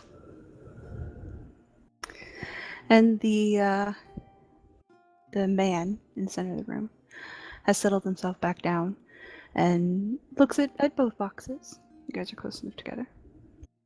And kind of takes you all in and begins to speak in that low gravel voice of his, choosing his words carefully. Says, I am glad you decided to cooperate. And as he says that, the characters from the tunnel emerge into the room. And you can see fully that it is Renvir, the Gnol captain that has been put to use by the Cathal Ross. Very dead. Mildly decomposed.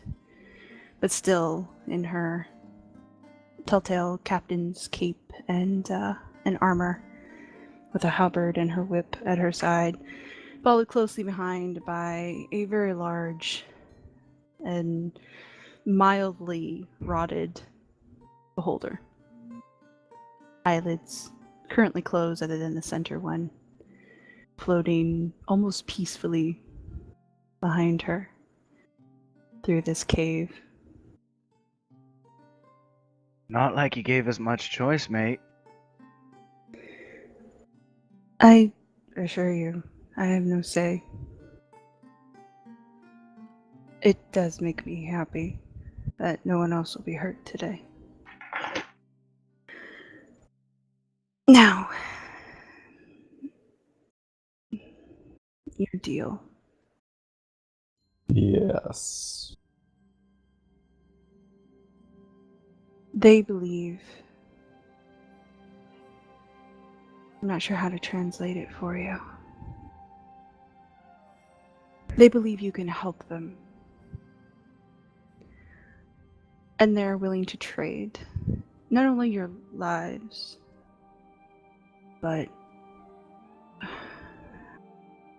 if you can secure it properly, an object.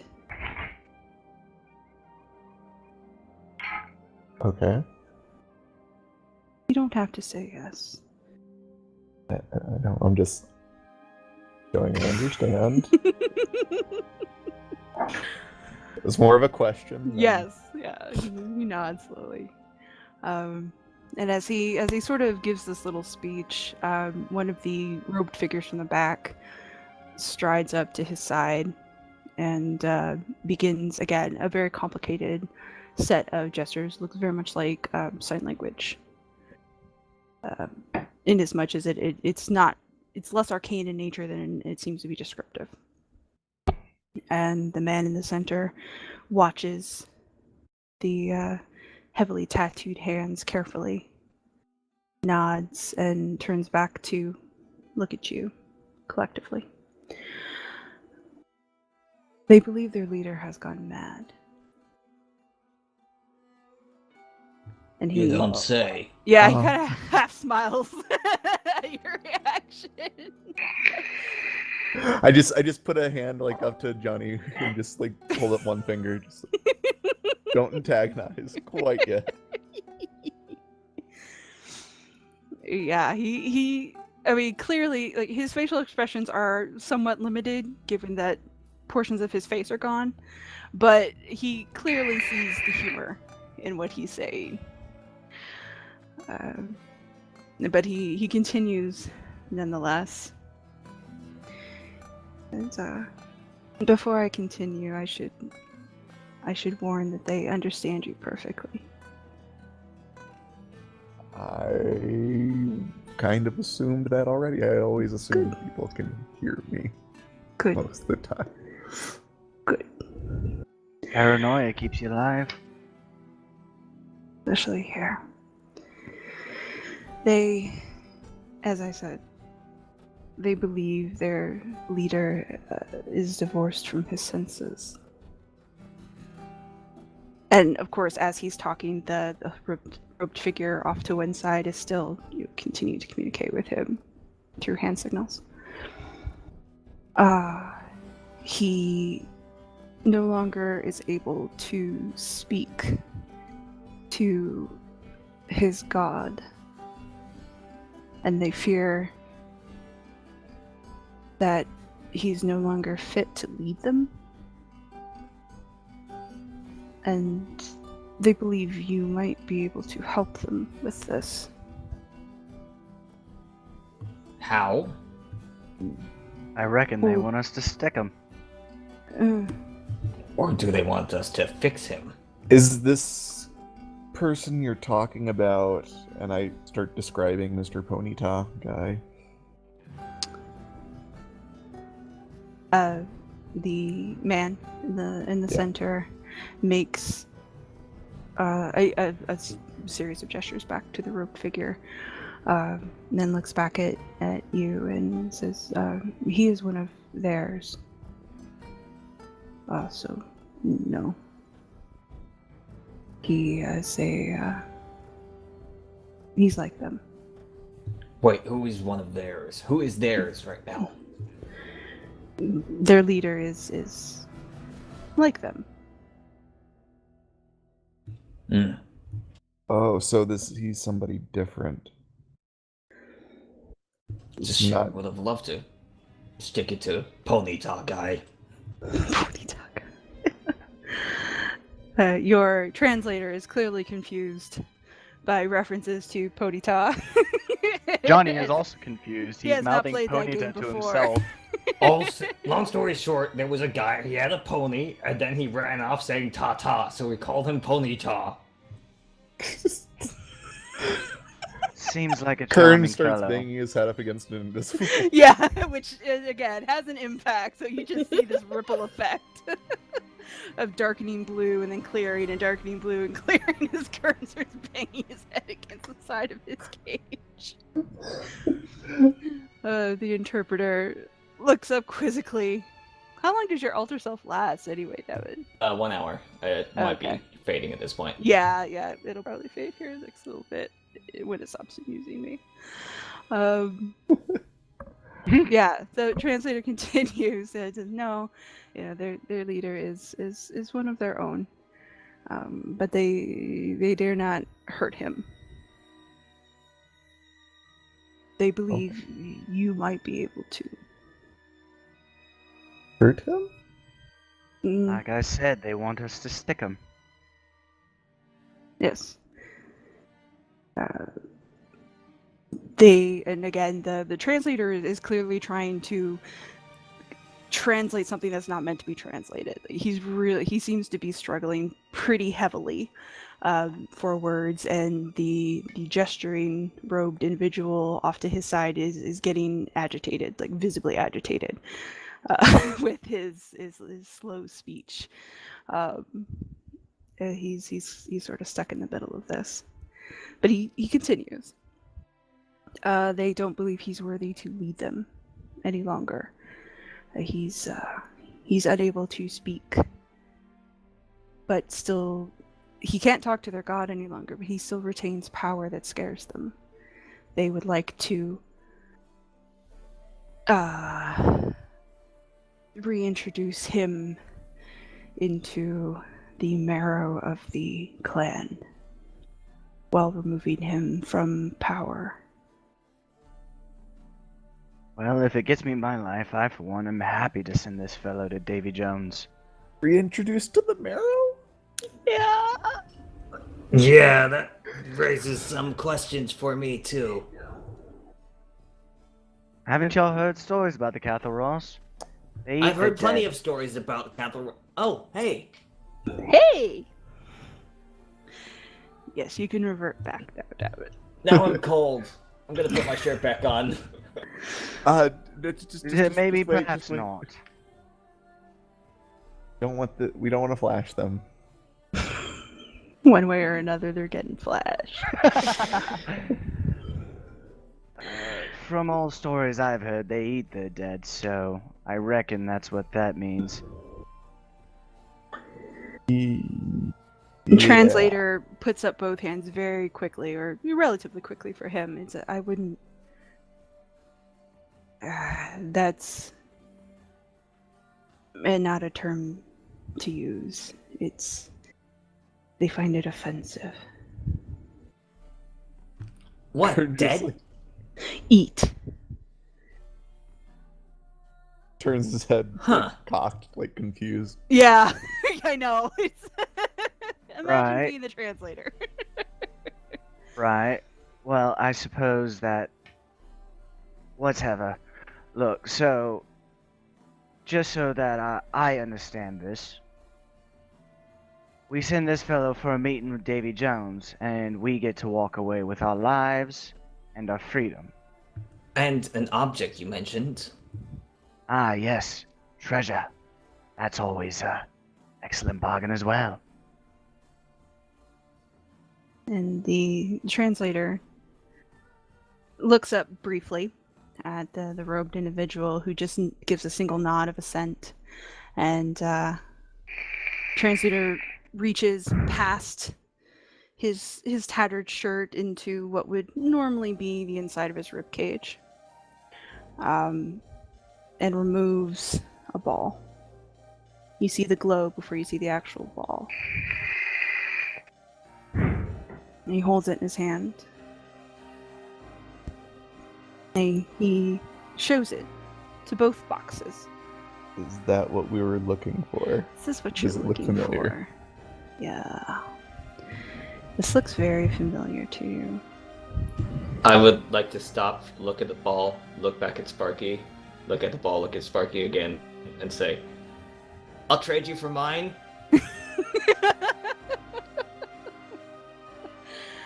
And the interpreter, he actually does give a little guffaw at that. Little fluffs of dust come flying from the corners of his mouth. I don't think they find your trinket as valuable as this. But more importantly, their leader wants this more than anything. I see. This is what his god commanded. This is what he sent them all to find. So we kill him, we get to take this, and none of us get hurt? They won't hurt you. But their leader is powerful. Even with his connection to his god severed, he's still quite powerful. Yeah. So, like, when you run across you all, I mean, you have, and I like point to the freaking undead beholder and Null guard captain. You have quite an entourage that you bring along with you, and no offense, although at full strength, no offense to any of you, but probably could cut through this. It seems like your leader would probably be more so protected. So if we're gonna do this, we'd probably need a bit more information on him and what he can do, so that we can better be prepped, so that, if we die in the middle of this and he somehow consumes our memories or something, I don't know what you guys do, but it doesn't get passed back on to you. We want the greatest chance of success.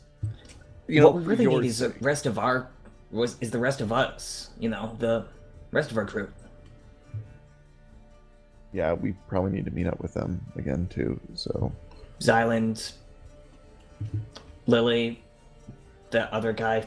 Yeah, optional. So the Well, you're supposed translator to be on his side.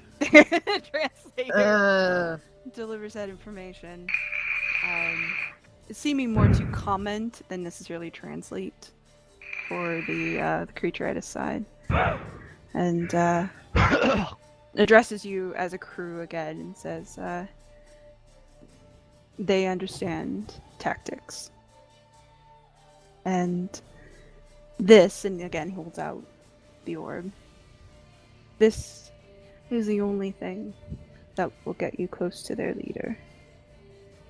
It will get you past all of his defenses. He only focuses on this. And for their part, and he kind of gives a little, over the shoulder head nod towards the little cabal of robed figures over towards the back of the cave, they will call back their army. They won't hurt you. They propose to take you to a small, I suppose you would call it an outpost. A temple to them. Although I don't think you would apply the term. Whenever somebody decides to call a temple, sure. They can take you there. Effectively unlock the doors and walk away. And whatever happens, they will accept. I won't stop you from leaving. But they also won't give you this until you're on the doorstep. Okay. But you will come to no harm during your travels. They will feed you. You'll be there before you know it. Or no deal. Entirely up to you. Can we have a moment to discuss alone? Johnny is going to like just whisper to Ulric, to Kern, just like kind of lean over and just whisper, "Look, mate, I'm pretty sure turning down the deal means they kill us all." I just want to make sure we're not necessarily turning down the deal. We just want to make sure that everything's spelled out for what's expected, so that we both have a good understanding of what's going on. Okay. The figure, the robed figure, gives a sign and goes back to his compatriots. Your interpreter tucks the orb back into wherever he had it stashed, and just kind of nods a little and says, "Don't mind me." Tucks the orb back where his heart should go. Yeah. So, I think we should take the deal. yeah, I think this is our best shot at getting out of here alive. Surprisingly good deal, and I'm still suspicious.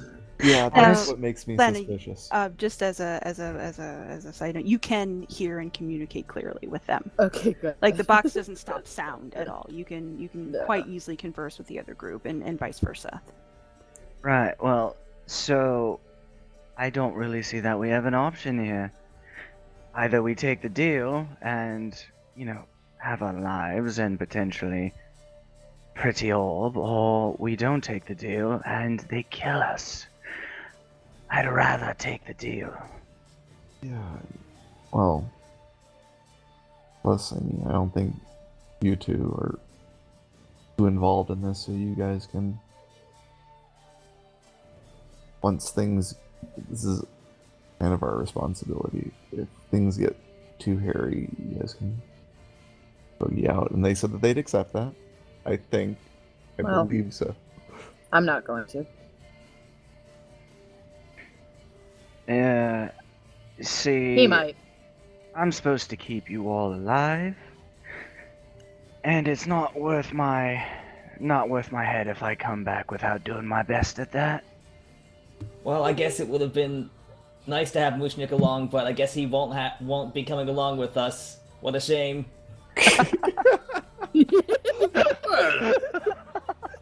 You gotta think of it like this. Really, No, we're I guess dealing with it's a a bunch real of dwarves, aren't we? Nope. Dwarven Okay, we're taking the deal. hospitality We're taking is the the deal. best. We're And taking the really, deal. when you're working with other dwarves, it's best to have one with you, traveling while doing it, to be a translator. And that wasn't really doing anything anyway. Kern, So, force I of will miss- converts 2 first level spells into 1 second just to cast silence. Oh, Lord. Oh yeah, I can do that. I can't do that, no.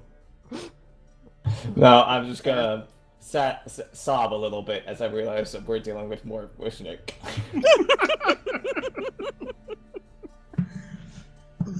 Your translator in the center stirs a little.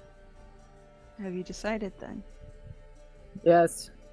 Yeah, but I'd like to shake out exactly what we're supposed to be doing and kind of, like a little bit of insight into what your boss can do so that we can, do some decent prep so that we're not going in completely blindsided. We're also gonna need some time to recharge. You guys put us through our paces there. And also, we'd like to find a couple of our other friends who would probably be willing to help us. He kind of Mhm. takes that all in and nods. You'll have rest and food.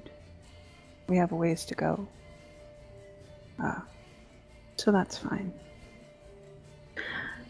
His abilities, he is the most powerful of the group.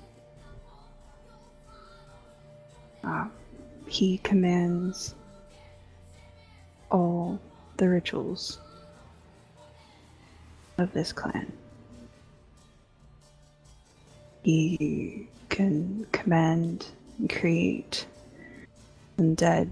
He can speak with the ancestors and bring them forth. He can heal himself.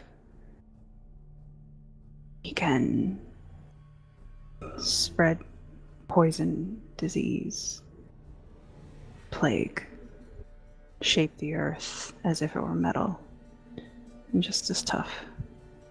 You're not really. He's not sounding that different from me. I think we can take him. Davynn has a brief thought of, what if Mooshnik is? And then he's like, wait, no, that's stupid.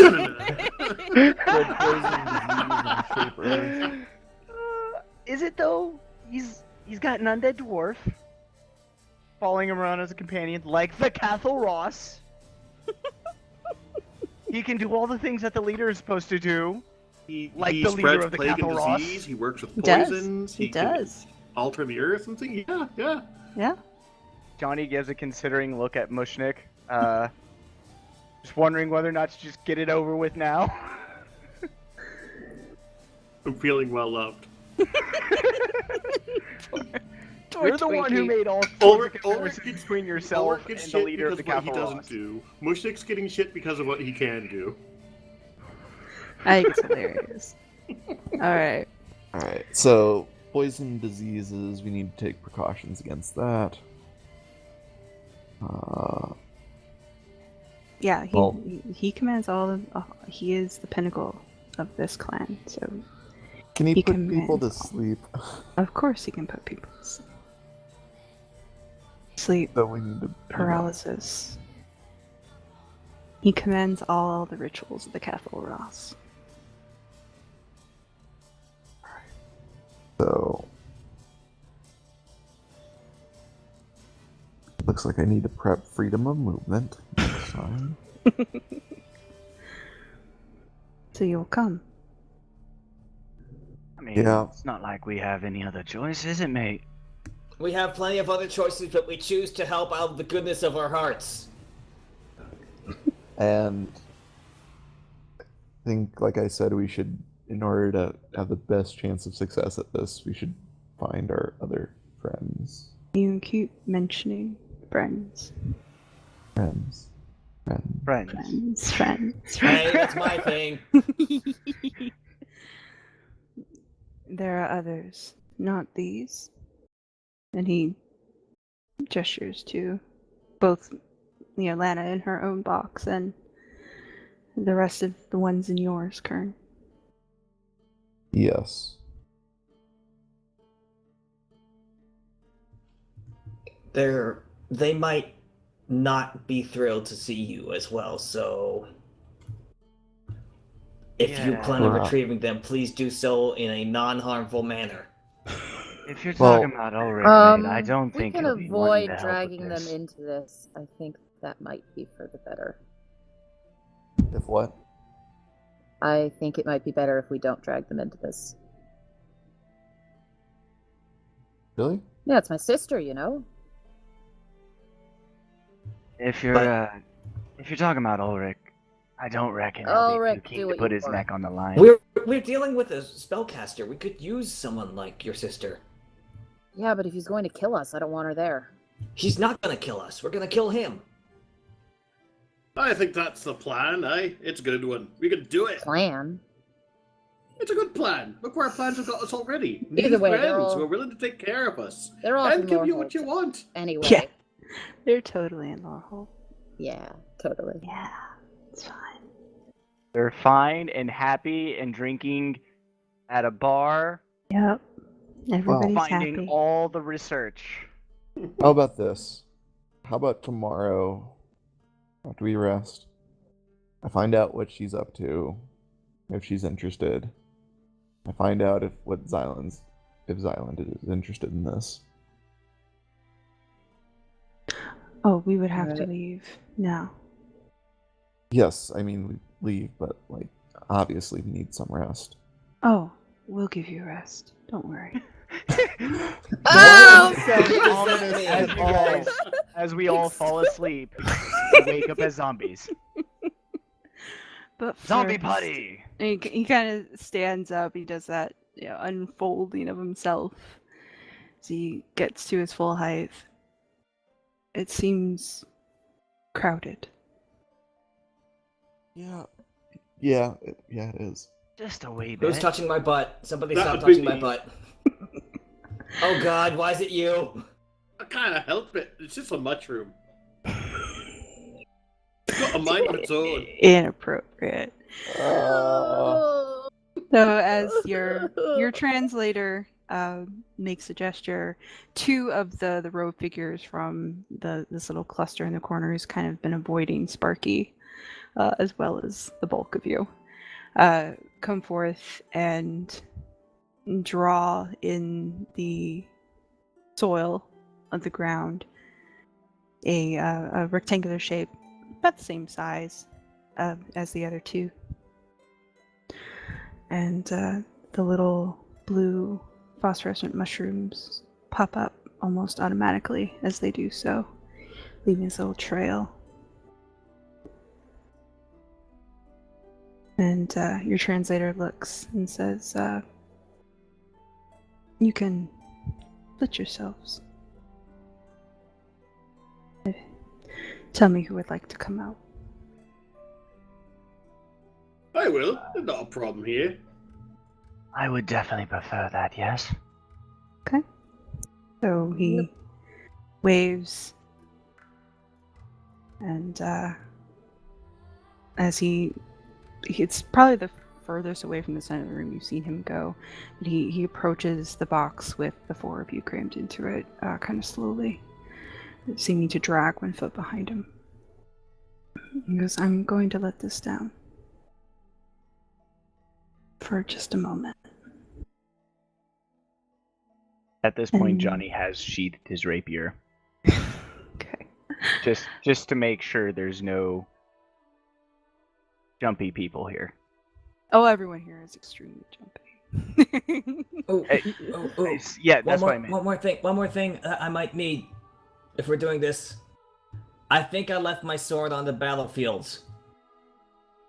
I got kind of excited.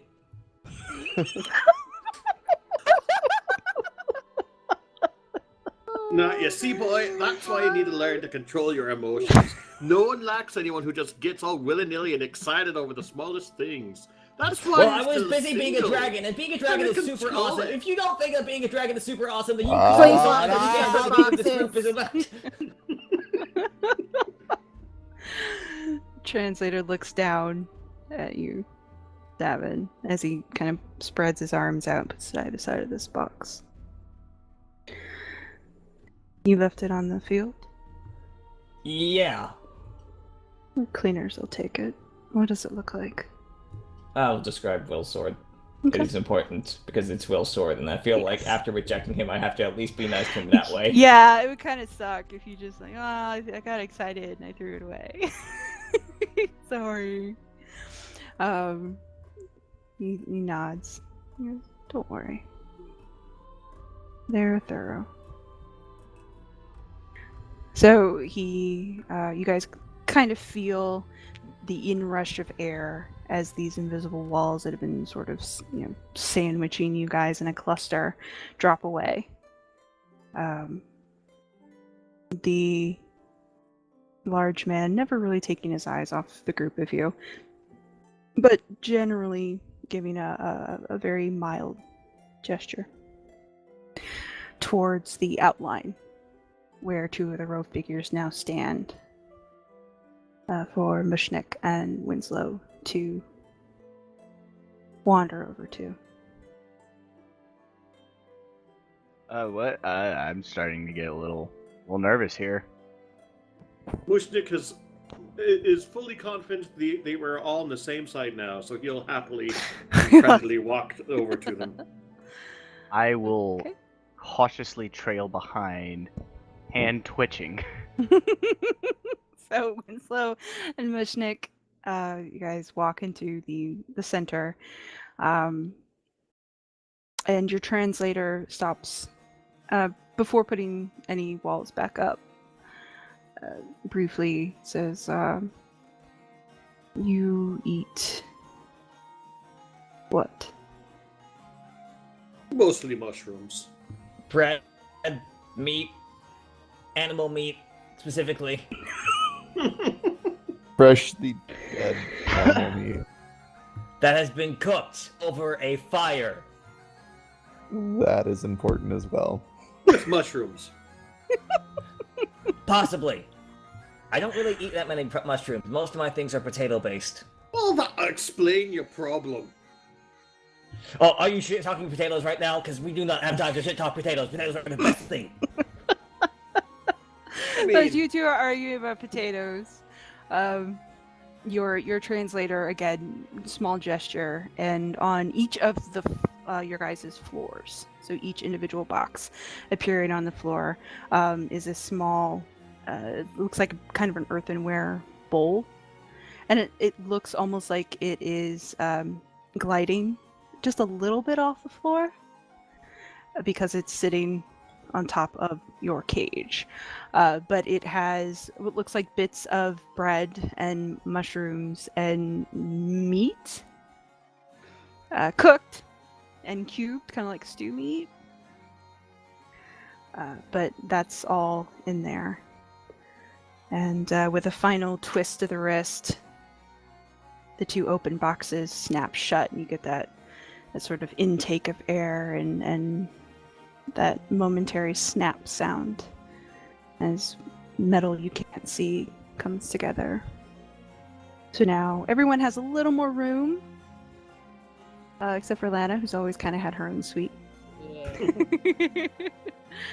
You're able to stretch out.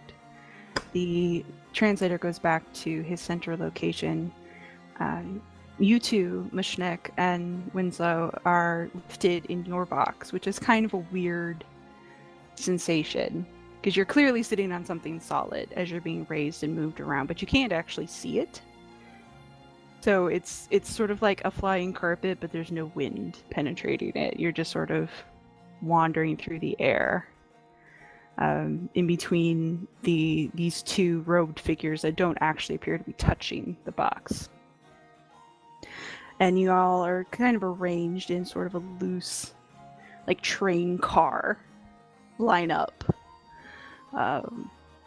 And the row figures in the back disperse, and the zombified servants, as well as Renvir and the undead beholder, all now begin to appear to make preparations. The group of row figures brush aside this section of wall, almost in complete sync, creating another tunnel opposite the one that you came into.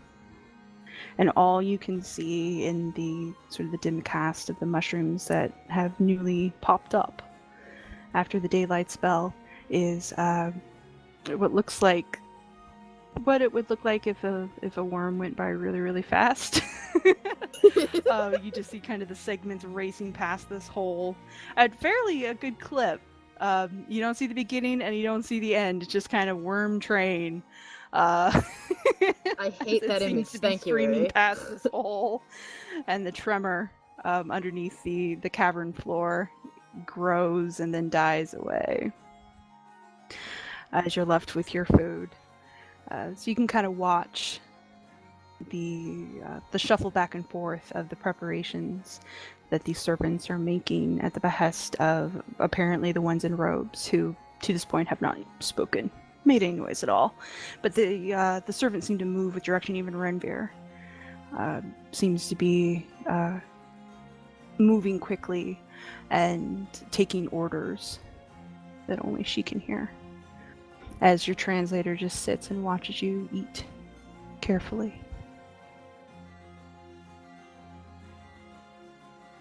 So, what did you mean by we'll get rest? We will help you sleep. Eat your food. That doesn't sound suspicious at all. I'm gonna eat my food. So after a little bit, you have seen the crew of this little group of Cathal Ross. They keep going in and out of this tunnel.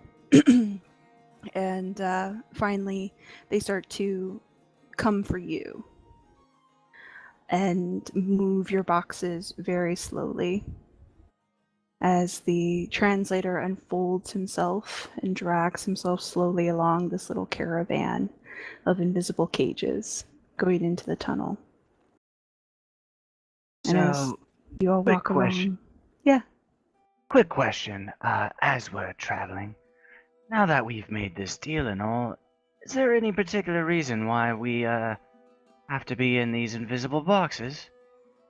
Yes. What would you mind telling me, mate?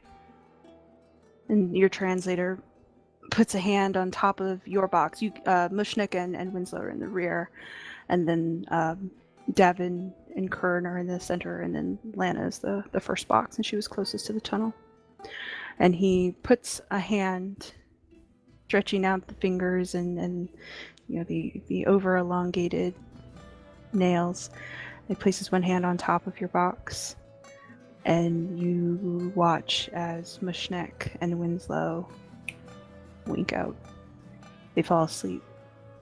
Just That is the appropriate Out. response, yeah.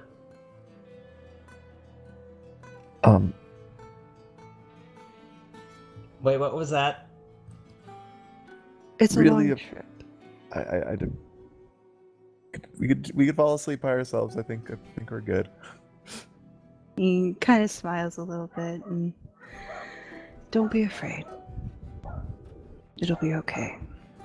But I can see how you you sure? would assume that. He laughs a little bit. It is a long way. You'll want to sleep. Fine. My name is Felix, by the way. And he puts a hand on top of the center box. And out Wait, goes no, I'm Davynn eating. and Kern. Nope, face in the bowl. Honk. And he slides up along your box, Lana, and gives you sort of that half crooked, half decayed smile. Says good night. And puts his hand on top Face of your away from the box. bowl. And yeah, you all fall into a pretty deep, pretty dreamless sleep. Death by stew.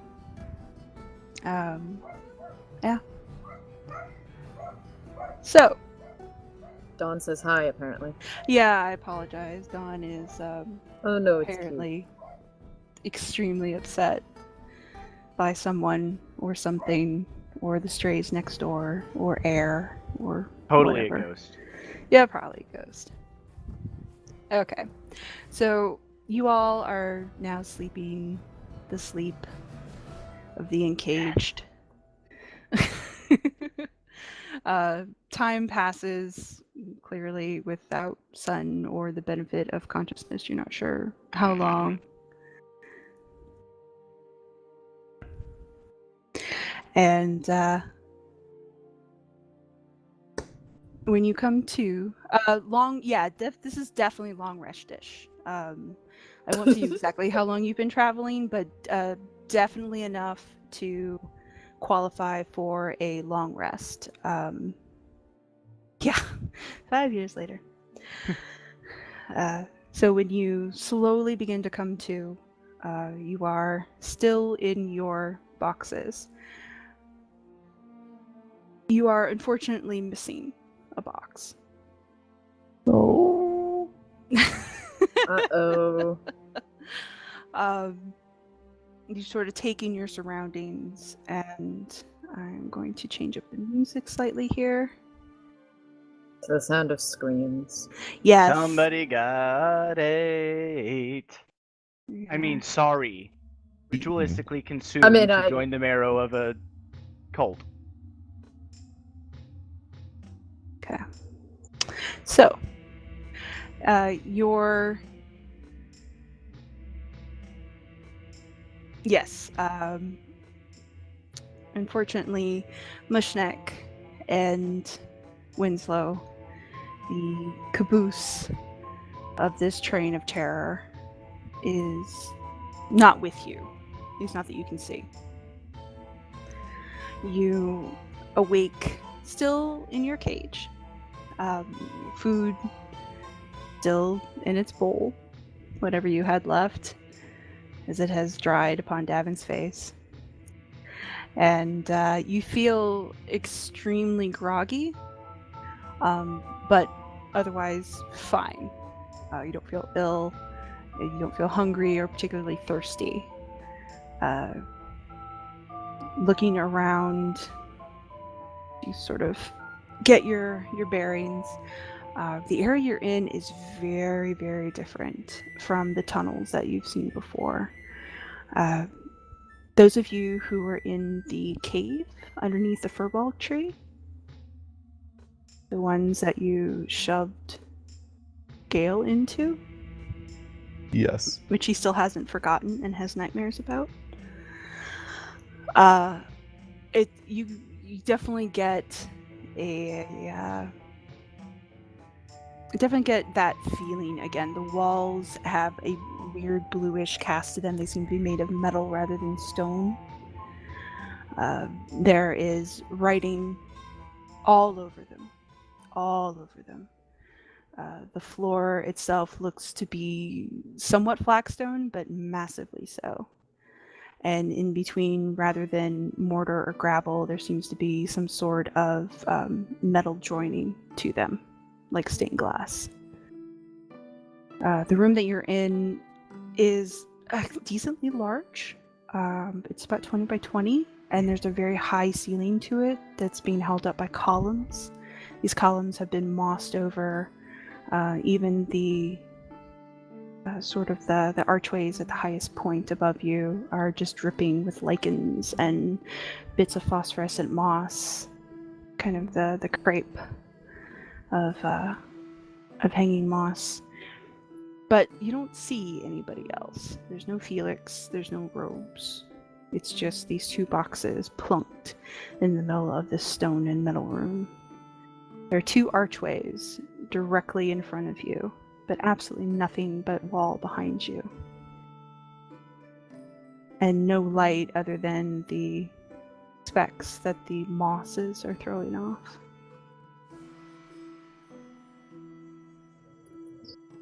Gavin?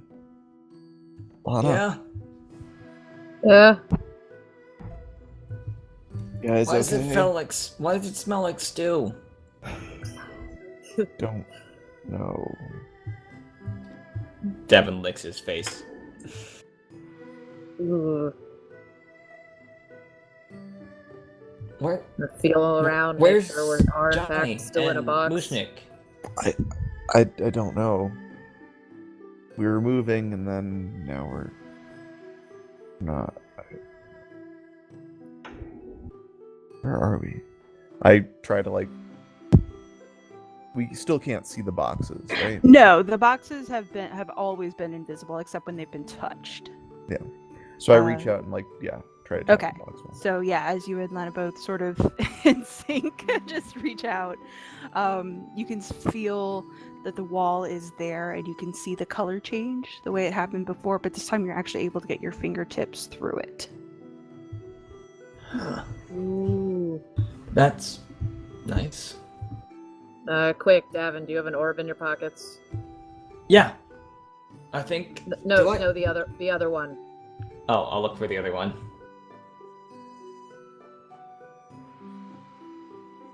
Do I have another orb in my pockets? Just Sparky. Oh. What are you casting light on, Kern? I guess my shield.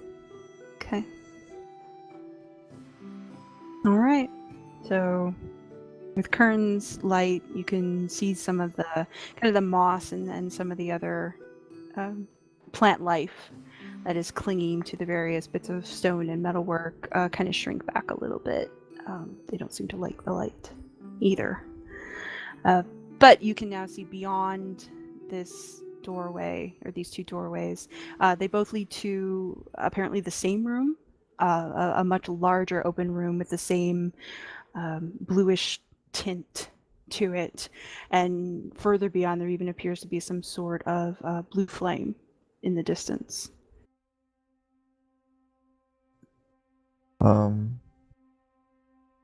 Awesome.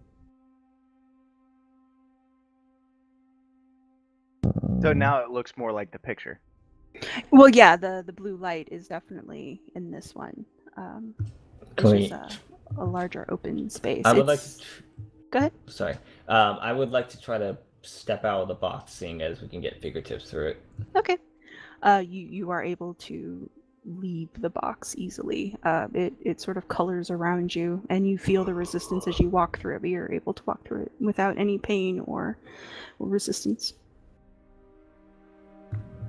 Kern will jump out and follow. Okay. Yep. Getting out of the damn box. Out of the box.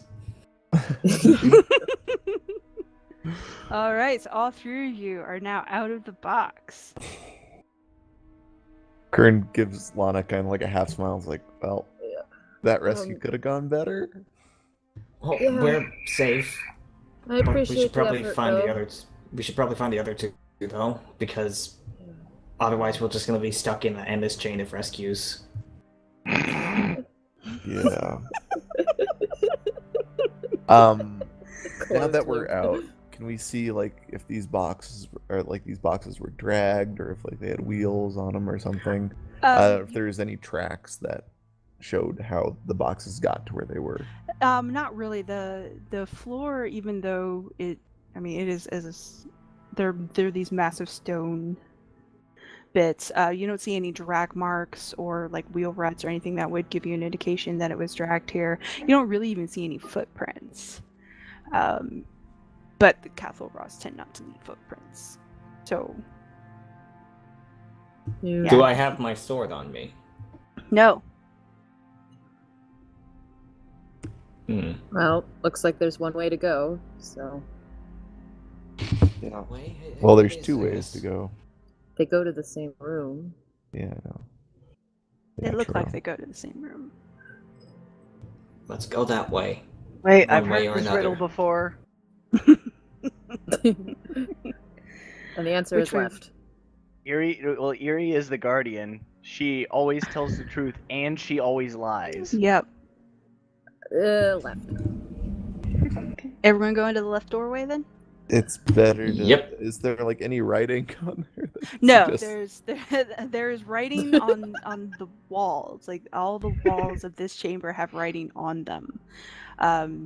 But I don't believe any of you read Dwarven script. You know, there is someone who reads Dwarven script, but he's not with the party right No, now. he's not.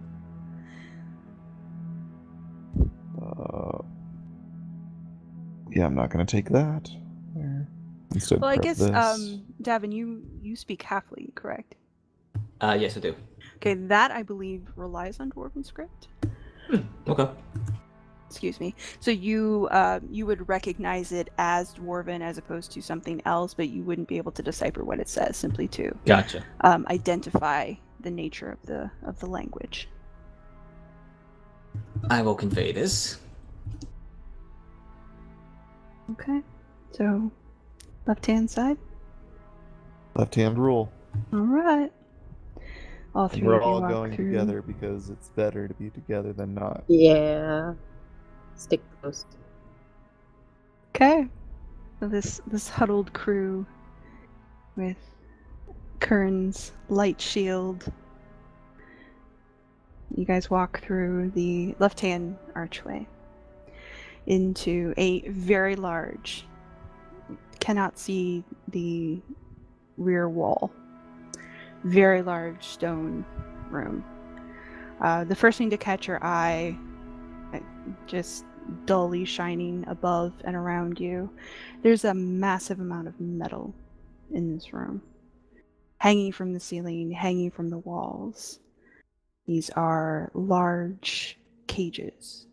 You can see the bottoms of. Hanging from the walls are sets of manacles, varying in sizes and spaced apart. Yeah. There are braziers set into the floor, but none of the ones that are near you are lit. You don't really see far enough to the left and right to get a sense of how far the room stretches or if there's any exits that way. It's just the three of you in this circle of light, surrounded by rusted, swinging, creaking instruments of capture and containment. Yay. Yeah. You can still see kind of the flickering blue dead in front of you, but distance is difficult to gauge.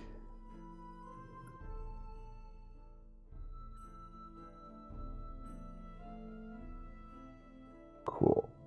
So, I don't know about you guys, but I'm kind of lost. It looks like we're in a jail of some kind. They said that we're gonna Yeah. head to like some sort of outpost. This doesn't. It might be the jail of an outpost. Yeah. Shrug.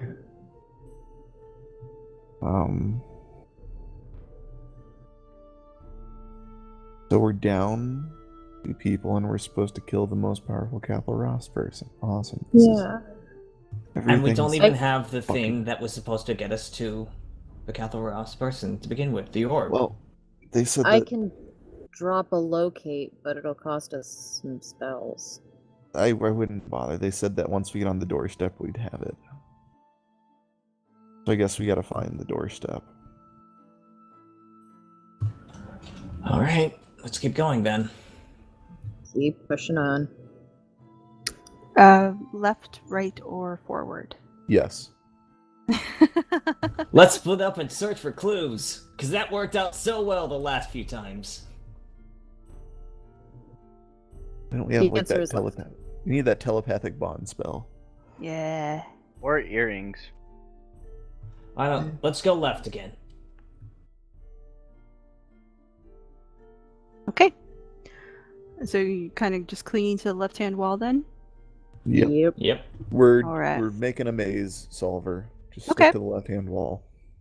All right. So you... Okay. So you sort of trace your way along the left-hand wall. And again, there's not as much writing here on the walls. These walls are more traditional stone and mortar that you're used to, and not the weird engraved metal that was in the initial room. But there are still on every stone every now and again there's still little bits of lettering, dwarven script, as Davynn could confirm, that don't really mean anything to you yet. But in between the manacles and various collars that are hung on the walls, things that have been rested in place, you trace your way around. You do catch another blue flickering light, and you can actually see in its glow there is a corner. You can see where the wall itself does a 90-degree turn. It's terribly far away. And set into that wall on your side, on the left-hand side before it turns, you can see the dull glint of rusted metal. They look like bars. I see. But they're, rather than being held above, which is where most of the cages seem to be in this room, this one is set into the wall.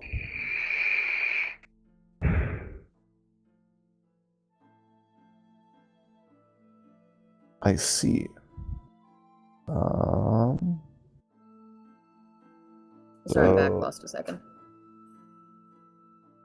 So we should. Do we want to investigate this area a bit? Yeah, Might as well. why If not? there's anything interesting. Make sure that there's nothing that's gonna pop out and kill us. At least from this Yeah, direction. Okay, so where are we Is it- headed now? Looking around. We're Now just going let's- to continue on forward down the left-hand wall. Well, let's check out the weird cell that's like put into the wall first. Make Okay. sure there's. Yeah. Okay, so you have to continue on down a little ways, but this is actually a what seems to be a block of interconnected cells. There are 4 of them. The first 3 that you come across are empty. The door's shut. Everything looks pretty rusted.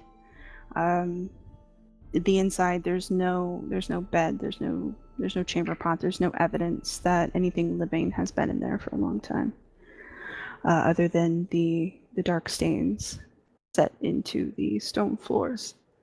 Yay.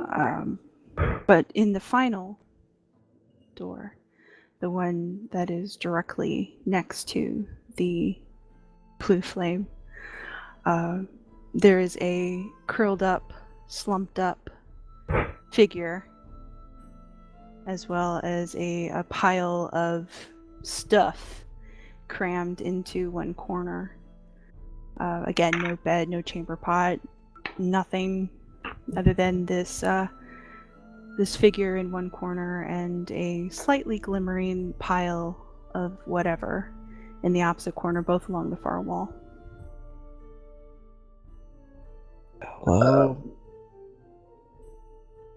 Johnny, Mooshnik. Other person we don't know.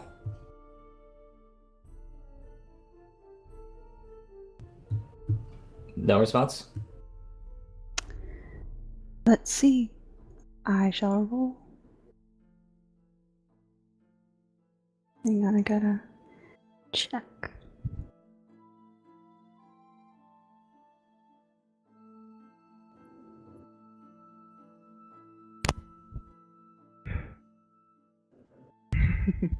There we go.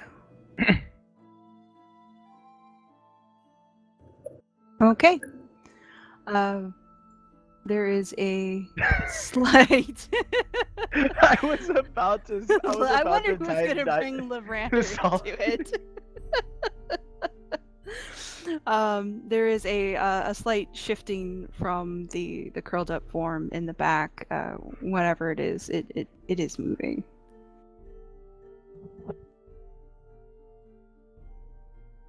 Hi. I will approach the figure and see if I Okay, can you guys gonna identify open the door and figure. go inside? Maybe not open the Yeah, door quite yet. Yeah. Okay. I mean, we So- need to check on him, so why not? I'd rather see his face or their face before, we go in.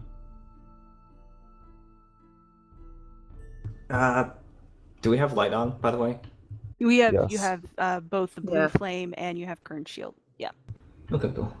So you can see fairly well. It's just the cells themselves are pretty large, and this figure is crammed into a corner. It seems to have its back to you. Does his hair look fabulous as if he were a K-pop star? It is possible that this individual might be a K-pop star, as if to oh yeah, you definitely catch silver and gray coming from this individual, but not so much hair. It's definitely a lot of weirdness going on over there. And as you sort of stare and wonder at the figure, it rolls over, it cuts a fart, God and damn it. snores Uh, deeply. And in both the the glare of Kern's light spell and the weird blue cast of the brazier, curled up in one corner is the only Xylund Shrill Steel. Bald. Bald? Bald. Well, with my hair would have grown out a bit by this point. yeah, a little bit, but it's not the It's not the stubble. big bushy. Yeah, it's not the big bushy silver hair, but he still looks strangely gray. But Uh, Xylund? Wake up!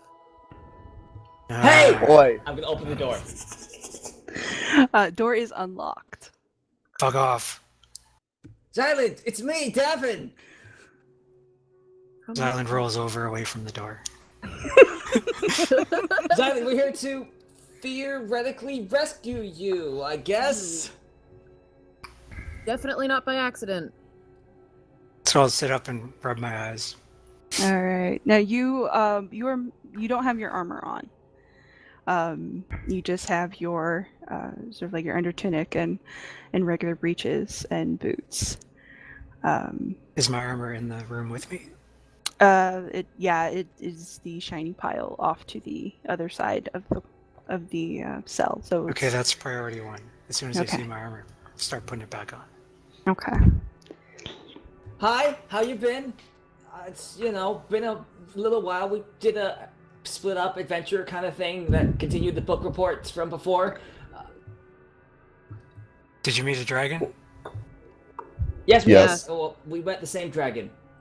Which dragon? The Uthalu. Uthalu, yeah. No, bigger dragon. No, we didn't. Okay. Well, where are we now? Wouldn't we like to know?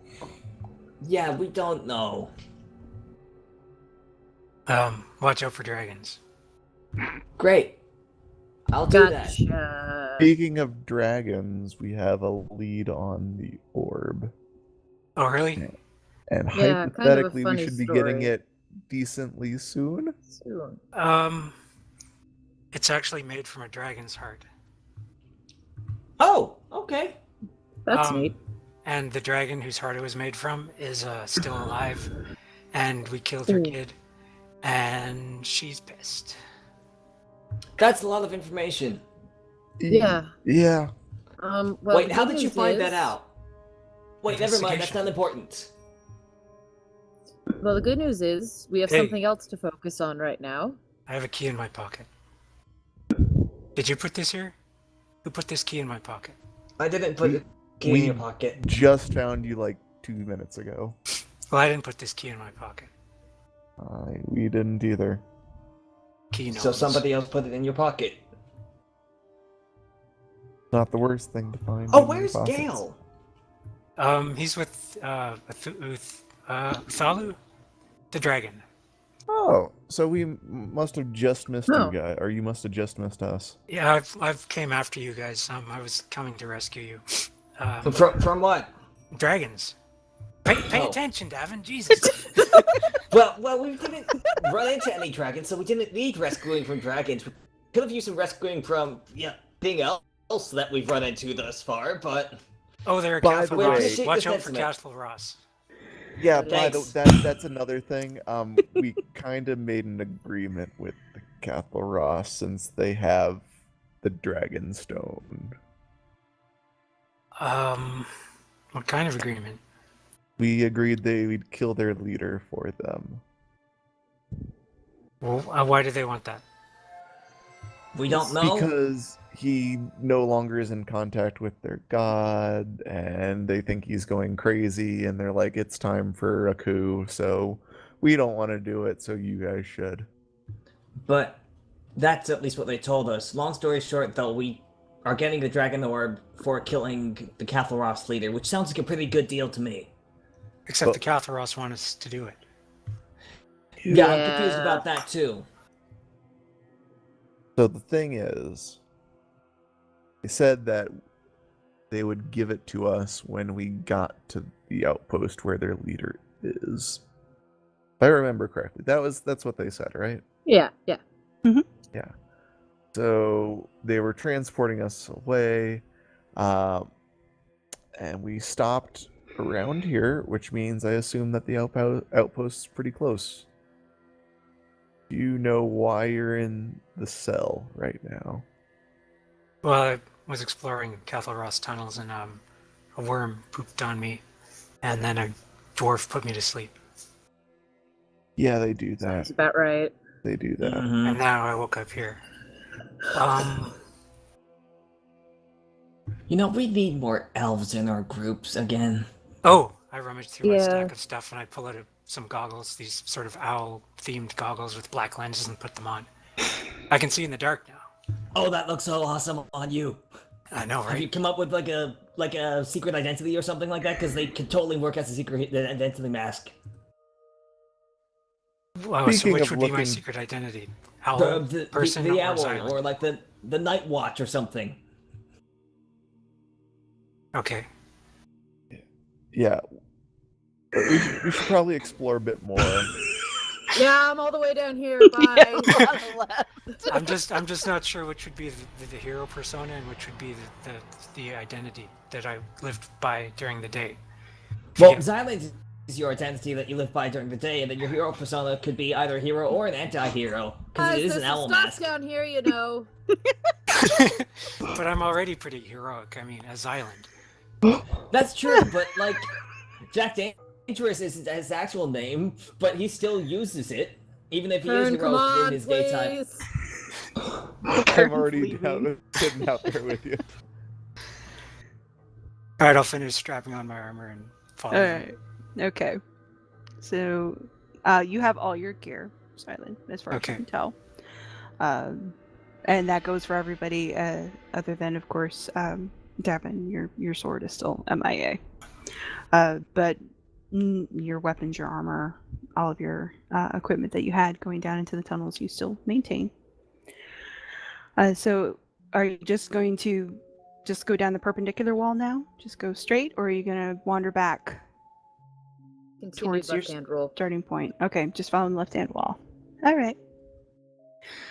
So now you're walking along perpendicular wall. And Xylund, now that you're awake, you too can see the sporadic stones with the dwarven lettering on them. What's it say? They're prayers. They appear to be prayers to the paragons.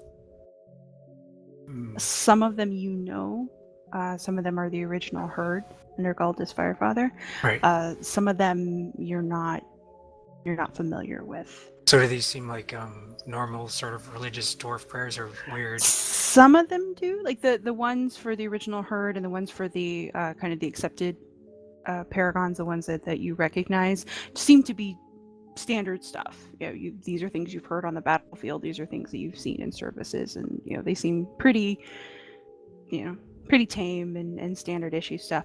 The ones for the paragons that you're not as familiar with seem a little twisted. It's not the usual calls for even just vengeance. It's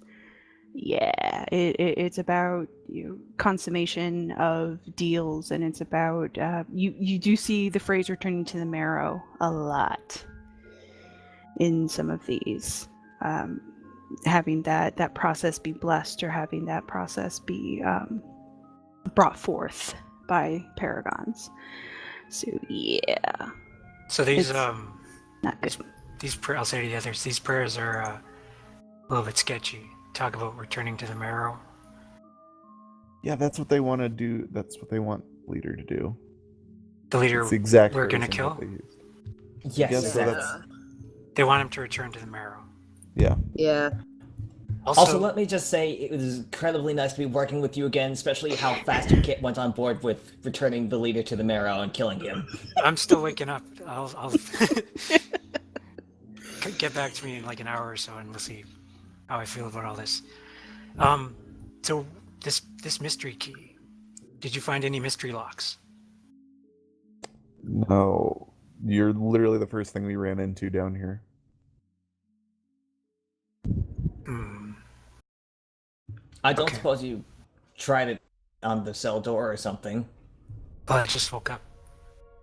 Wait, how long have you been down here? I don't know. How long have you been down here? I We don't don't know. I sort of lost count of the days. Like I don't even know how long ago I lost count of the days. How decomposed is the stew on Davynn's face? It seems to be relatively fresh. I mean, it was a little stale, but yeah. Noted. Yeah, it wasn't decomposed or anything. So you're talking maybe the span of days as opposed to a span of weeks or months. Gotcha.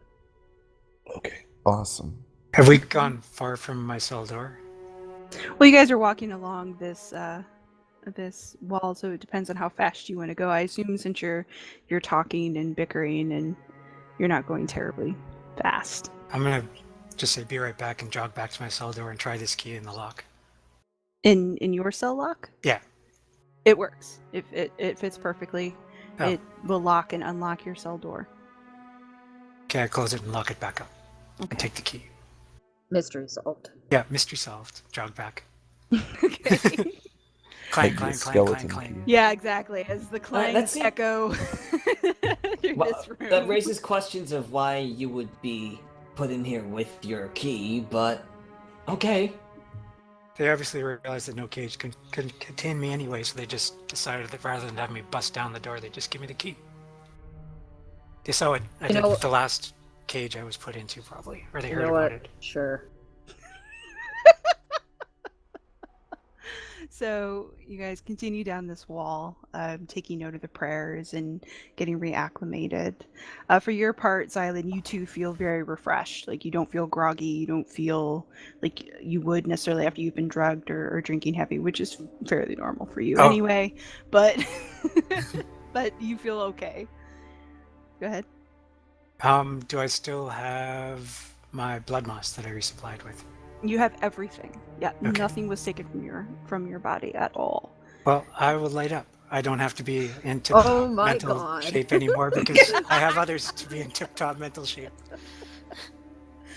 True to form immediately upon waking up in a potentially deadly area, Xylund lights up. Oh. I wonder The what word the second incorrigible high... comes to mind.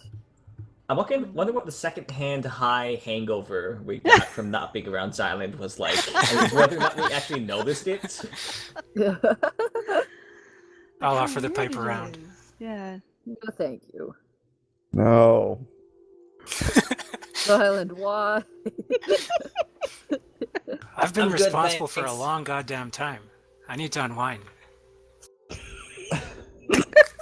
Okay, so you guys continue to walk down. The area is beginning to get more closed in. You're no longer in the massive space that you were in when you first came into this room. The wall on your right hand side, there is now a wall on your right hand side. It sort of comes up, and so you're now in more of a passageway as opposed to just trailing this wall in the middle of a larger room. The manacles and the shackles on the walls have pretty much disappeared by the time you get into this little passage. There's no cell doors here, but it is fairly short. You can see after about 30-40 feet it opens back up again into another sort of blue flame speckled room as you approach it. The ceiling in this second open room is much lower than the first. There aren't near as many hanging cages as there were. There are a few. You can hear them swaying gently and as they echo through another big empty room. This has quite a few cages built into the walls, as well as some freestanding in the middle of the room. There's easily 4 on either side of you that you can see as you come through the archway, and then there's a cluster of 4 in the center that you see quite easily. There is a figure moving in the one furthest from you on the right hand side. Let's go to the figure, because the last figure worked out. Okay. Draw my sword. Okay. So 4 of you approach the figure in this cage with a bit of an unnatural movement to it. It seems to shuffle and doesn't have complete control of one of its arms. Once you dispel the shadows around it, you can see a little more clearly. It's definitely not full human height. This is a smaller creature, halfling-ish, gnome-ish. Moose? Nick? Oh shit. Maybe it is Corn. Definitely on the smaller side. No. Can I poke it with my sword? It's in a cage, right? Yeah, it is. It is in a cage. Its back is currently to you. It's sort of I'll facing into the center of this cluster of cages. gently poke it with the tip of my greatsword. How do you gently poke with a greatsword? So you Very carefully. gently prod this creature as it sort of shuffles in small circles in the middle of its own personal hell. It spins around almost out of instinct, and it is indeed a halfling that faces you, in tattered clothes, half decomposed. No. It's been clearly stitched up multiple times, the lacing on the skin crisscrossing over and over and over again, all the same color, but clearly done at different times. The stitches are basically all that's holding this poor thing together. Any life or light or intelligence is absolutely gone from its face. Just a shock of brown hair barely clinging to a dead scalp as it approaches the four of you and reaching out to grab the bars. Once it's that close, almost face to face, it opens its mouth, and instead of a sound or a tongue or anything even approaching human, all you see sewn within is a little leather catch-all holding the dragon orb.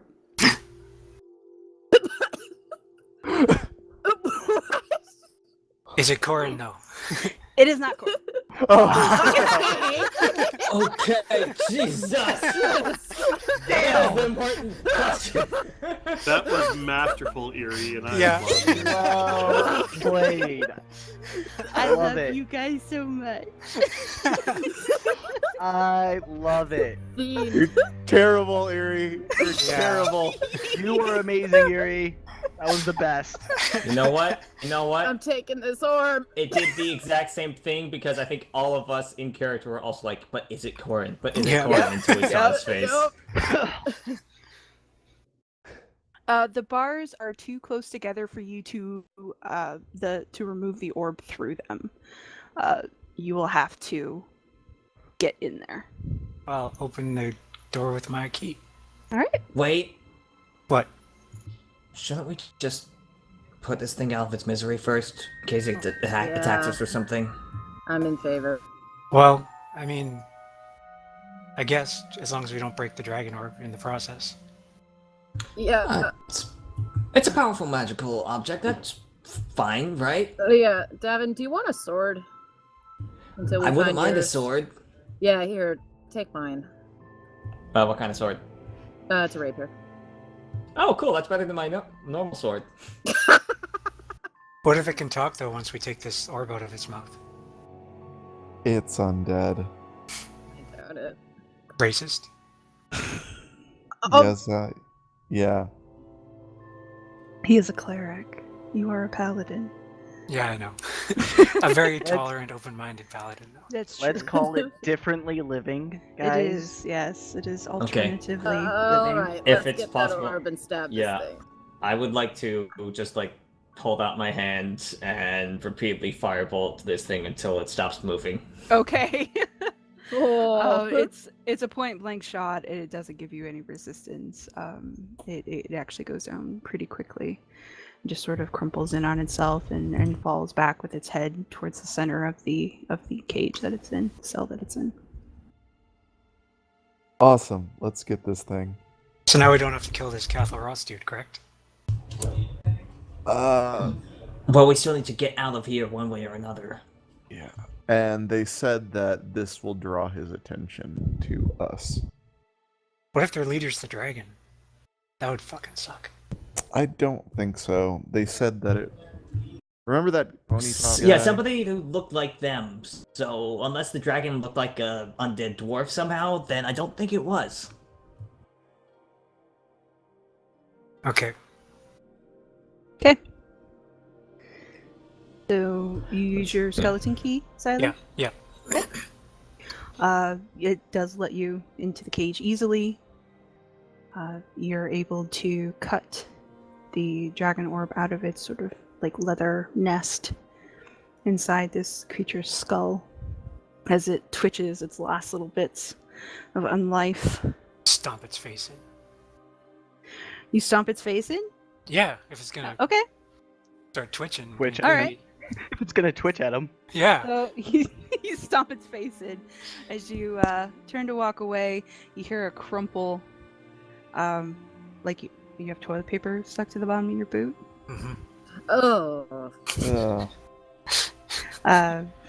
You seem to be trailing a bit of paper. Paper. Yeah. Okay, I'll That's a pick it good off way my to put boot. that. It is actually a piece of parchment that is now stained black with bile and awfulness from your stamping episode. It's in Dwarven script.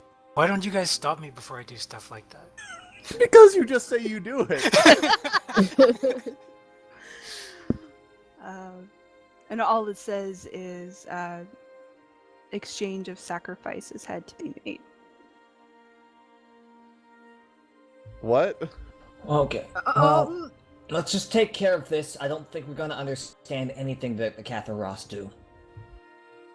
Here, Davynn, would you mind clearing the brains and bile off of this so that we can read it better? I can't do that. Since when could I do that? You're the youngest. This is a Davynn job. Okay. Gail's not here. I'd I will ask do Gail my if he was best. here. But... I was waiting for Gail's not here. I was waiting for that. I will do my best. Okay. So you attempt to clear the paper, and in removing some of the awfulness that now coats it, you do find another line of script in Dwarven, very small at the bottom. Can somebody read this? Oh, I can read it. Yes. It says "look up." Oh I look up. god. Oh no. Up above, you see feet, hanging feet, just swaying. Are they attached to other things? They sort of disappear into the darkness a little bit, but they are clearly a pair of feet. They are a recognizable skin tone, and they appear to be at least whole and unblemished from your vantage point. Recognizable how? Recognizable as in you know that color. Is it Lily? It's definitely lily colored. Oh shit. Oh, hey, your let's get her sister's down in from there. there. I Shit. turn my shield spotlight up so that we get a Kern better look. adjusts his spotlight. And you see there is a cage that has been suspended above this cluster. Kind of high up, but low enough that you can see basically from like mid-calf down of Lily, both of her legs, and one booted foot just sort of swaying in the breeze above you. She's still passed out. Oh, the booted figure is Wait. no problem. Does it look like there's any way of getting this cage off of the ceiling? Where you're standing now, you're in the dead center of the room. So it's too high for you to see exactly how the suspension mechanism works. You would have to investigate the room further. Can I boost somebody up to take a look at it? Yeah, if you got on top of the cages and got a light up there, yeah, you could probably have a better view. Here you go. And I get down on me and get ready to boost Davynn up so that he can take a look at stuff. Okay. All right, 1, 2, 3, go.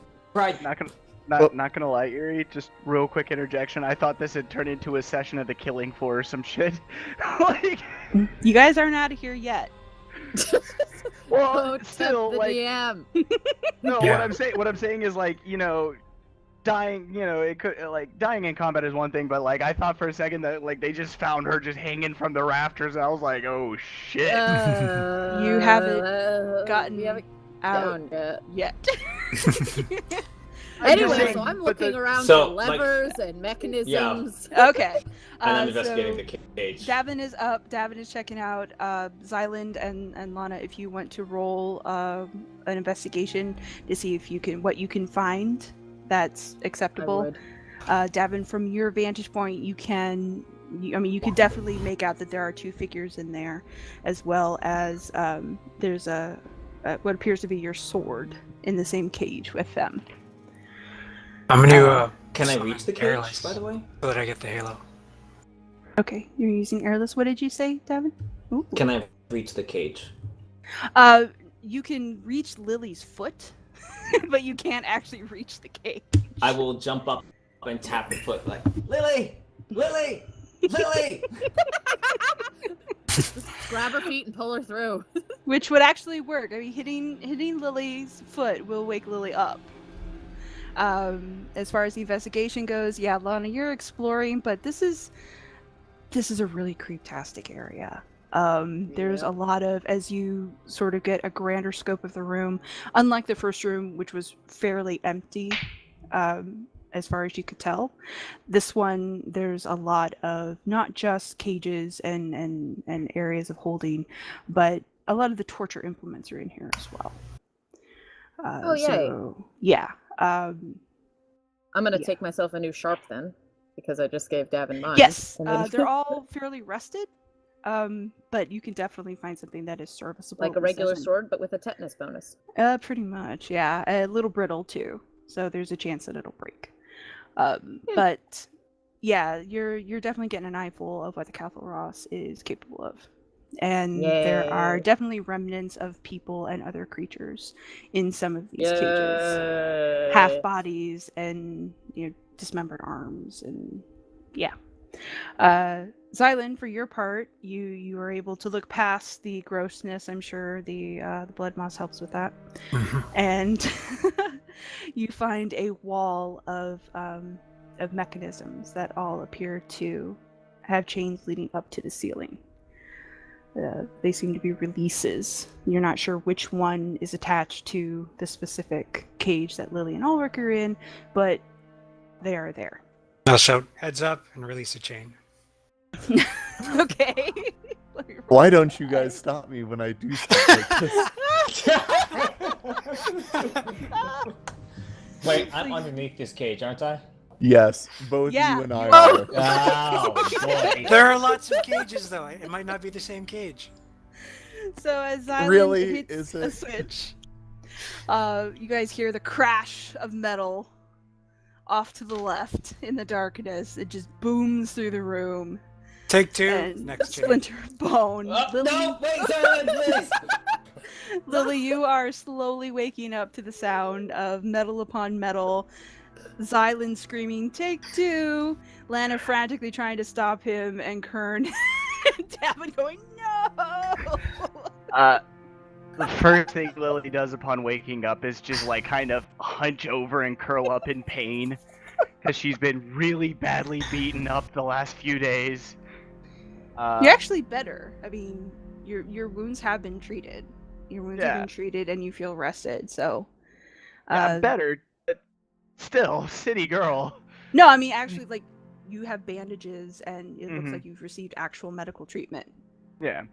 From when Hey you last. sis, sorry about this. You gonna hit another one, Xylund? Well, I did the second one. After the second one, though, okay. I'll probably stop I'll do and the second reconsider one. this Hang course on. of action. I've been rolling to see. Please, please. Okay, so the second one, you hit the switch, and everyone hears that this, if you've ever been in theater, the sound of the rope as it as it drops a sandbag, very very close to Davynn and Kern. Yeah, It is I'm not like, Lily and I'm Ulric's trying to cage. move It is us the out of one the way as directly quickly as next possible. to them. As that cage comes crashing down on top of this island of cages that Davynn is standing on, and splintering and sort of shuttering everything, the platform and the rusted bits at the corner coming undone, and it doesn't hurt you, but it is a little jarring. Well, actually, that was kind of helpful. Just don't any more of those. I tried to climb up on this new cage that is on top of other cages. Make an athletics check to sort of maneuver your way. It's not a big climb, but it is dangerous. Okay. I am athletic. You are. So you're able to maneuver your way up and get to where you're now just hanging on to this suspended cage. You can very clearly see with Kern's spotlight. You have an awake Lily in a groggy, almost awake Ulric. Will's sword is in there with a key that has been tied to the hilt with a bit of leather, just a big skeleton key. And you can very easily reach the door. The bars are spaced enough that you can sort of climb them and wedge your foot in to get hold. Hey guys, you doing all right? Davynn, what are you doing Took here? you so long. We were busy being captured by the Cathalras. Oh, you too. Yeah, but now we're here and we're gonna rescue everybody and get out of here and kill the Cathalras' leader and get the Dragon Orb and also... Yeah, we can explain when you climb down from there. Here, I'm just gonna try to grab the key and unlock the door. Okay. Do you guys want to hand him the key? The key's inside with Lily and... Sure, and yeah. If he reaches for it, Lily will just like move it over to him. Okay. So now you got the key. The sword will also come through. The cages that are hung above seem to have wider space bars than the ones below, so you could very easily pull your sword through. And use the key to unlock the door. You are still suspended, but the door is unlocked. Davynn, could I possibly have a little help getting down? Oh yeah, sure. So yeah, going to, with Davynn's help, try and get down from the cage. Assist. Okay. Roll your athletics. Yay! That assistance was super helpful. Okay. Zion's gonna release another chain. Let me roll it. Where's my die? There's my die. Oh no. Well. Third time is apparently the charm. Oops. As Xylund smacks the last release, and now Lily has already climbed down. Ulric, however, Perfect. is still in the cage, having not had an opportunity to climb down. So the releases, slamming the cage down below, with Ulric inside and Davynn still clinging to the bars on the outside. I will give you each a dex save. Thank you. Oh no! He's still waking up. Yeah, I don't think Ulric truly understands what is going on. Oh, that's not bad. You take 5 points of piercing damage. Ow. Ulric. Just from slamming into the metal and having the metal sort of splinter around you a little bit. But the door is still open and unlocked. Davynn is unscathed and dismounts easily. Oops. Why? Who did that? Oh no. I pointed Xylund. It was the key gnomes. You. I've had enough of you. Between Giles and those other shits, and now this? Mark my words, you bastard.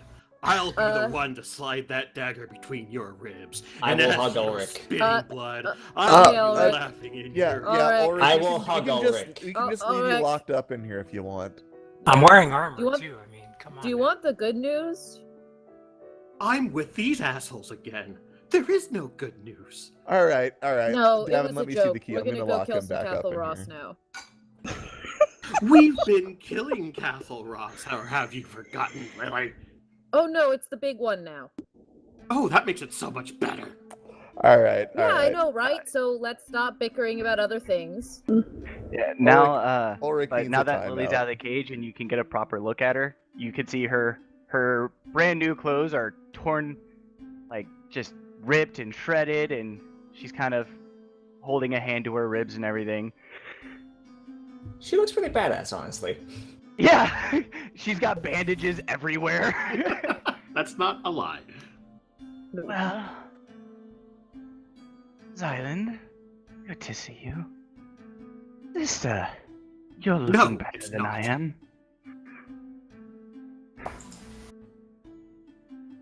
All right. So now the crew is We're back together happily again. back together again. After waiting Happily. weeks. Happily, the best dysfunctional little family in creation, all in the middle of hell, without a clue as to how to get out or what they're going to face. Everyone with their own stories and their own experiences to share. And it is here that we will stop for this session. All right. And we will pick up in the bowels of the Cathal Ross Temple next time. On Dragon Ball Z. On Dragon Balls. So, follow-up question. Yes. The two of our groups have been on some pretty epic solo, or not solo, but It's split off definitely not adventures. solo. Well, one of us was on a solo adventure. Gale cries. Yeah. He's Gale not weeps. Yeah, He's an poor NPC, he doesn't count. Yay. I love Gale. Oh, I'm Wait, sorry, I there's a shouldn't say follow-up. the NPC word. Don't say the N word, no. So Wait, was it yes, the start what's of the a question? My question is this enough to get a level? Is it enough to get a level? What are you guys all now? 7 and 8? 7, Seven. and I Yep. really Yeah, love that linguist feat. Let's see. Let me look at my notes. Somebody mean- burn offerings. You guys, I don't know. Like, some of those saves are pretty. I'll make a full recording of Mooshnik and Davynn talking if that's what it takes. Because that is definitely the biggest challenge I've faced thus far. All right, I will tell you what. We'll meet in the middle. You guys can level up. But anyone who takes a feat or something that would require learning, we're gonna hold off on that. But for the anyone who wants to do an ASI or the usual HP upgrades, spell upgrades, stuff like that, all class abilities are fine. But anything that would be like learning focused or that might require some downtime to learn in game, we'll wait until you guys get out of this, and then we'll apply that. If Is that makes that sense. is that even if we've been doing all the learning prep before hitting level 8 in preparation for level 8? Unless you're planning on taking some significant downtime within the center of the Cathal Ross Temple. Okay. No. But again, spells, abilities, usual class upgrades, hit points. So if I'm gonna take the thing that gives me advantage on concentration before our big fight, it comes online after the fight. What is it a feat? What is it? Oh yeah, Warcaster. Yeah. Oh, you're taking Warcaster? My concentration's been broken kind of a lot, and people have nearly died a lot, so it seems like the appropriate choice. I don't really think that would be a downtime thing, though. I think I would give you Warcaster. Yeah. I think that's more. I've been stabbed in the ribs a whole bunch. Yeah, of times, that's more to a get through it. paranoia thing kicking in. I would definitely give you Warcaster for that. Yeah, that's not a problem. Could I at least take the ASI increase that the feat would give me, just not the actual parts of the feat that would require learning? You're taking Or is that Linguist? wrapped up into it? Yeah, it gives you +1 to int, I believe. Yeah. If you're taking Linguist, yeah, you can take the ASI. That's fine. Cool. And then we'll give the rest, assuming y'all make it out of here.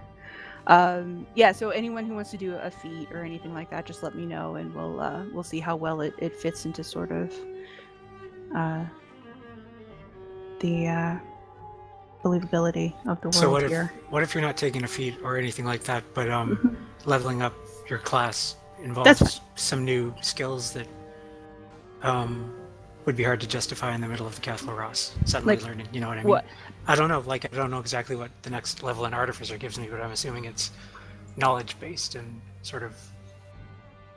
But you're not really going to use it either. So No, I guess not. yeah.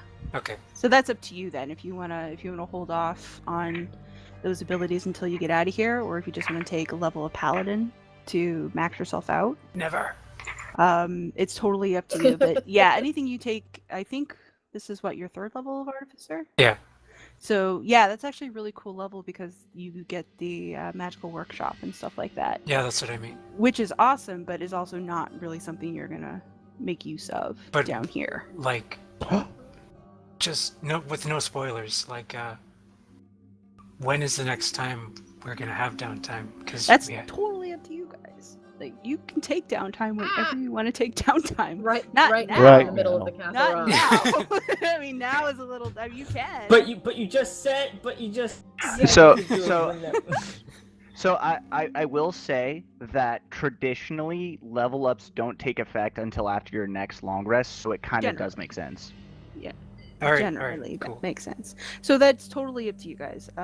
Once, and assuming you leave this temple, you are free to take downtime whenever you feel like it, and that's always the case. Always the case. So by downtime, you just mean a long rest, not necessarily a week of study or something like that. Depending on what we're talking about, yeah. Generally, it's just downtime and access to facilities. Like a long rest is one thing, but if you want to have access to a library, you need to be in a place where that's feasible. If you want to have an access to materials, you need to be in a place that's feasible. You know, that kind of thing. That makes sense. Maybe we should go back to Featherstone after this then, and then Greylock. Because I don't know, like Greylock seems like it's pretty fucked up, from what I've heard. Well, I think we this is did something kind to of promise discuss when we Kat get that out we'd of go here. back ASAP. We did, but I mean, also fuck Cat. Yeah. I see how it is. Well, like we said, we'd head back once we got the Dragon Orb, which we did. We'll discuss this in game because I don't want to do it out of game. But I've learned some stuff that makes me a little bit hesitant to go back to Greylock right away. Like, I don't think we're gonna find downtime there. Is basically what I'm saying. Yeah.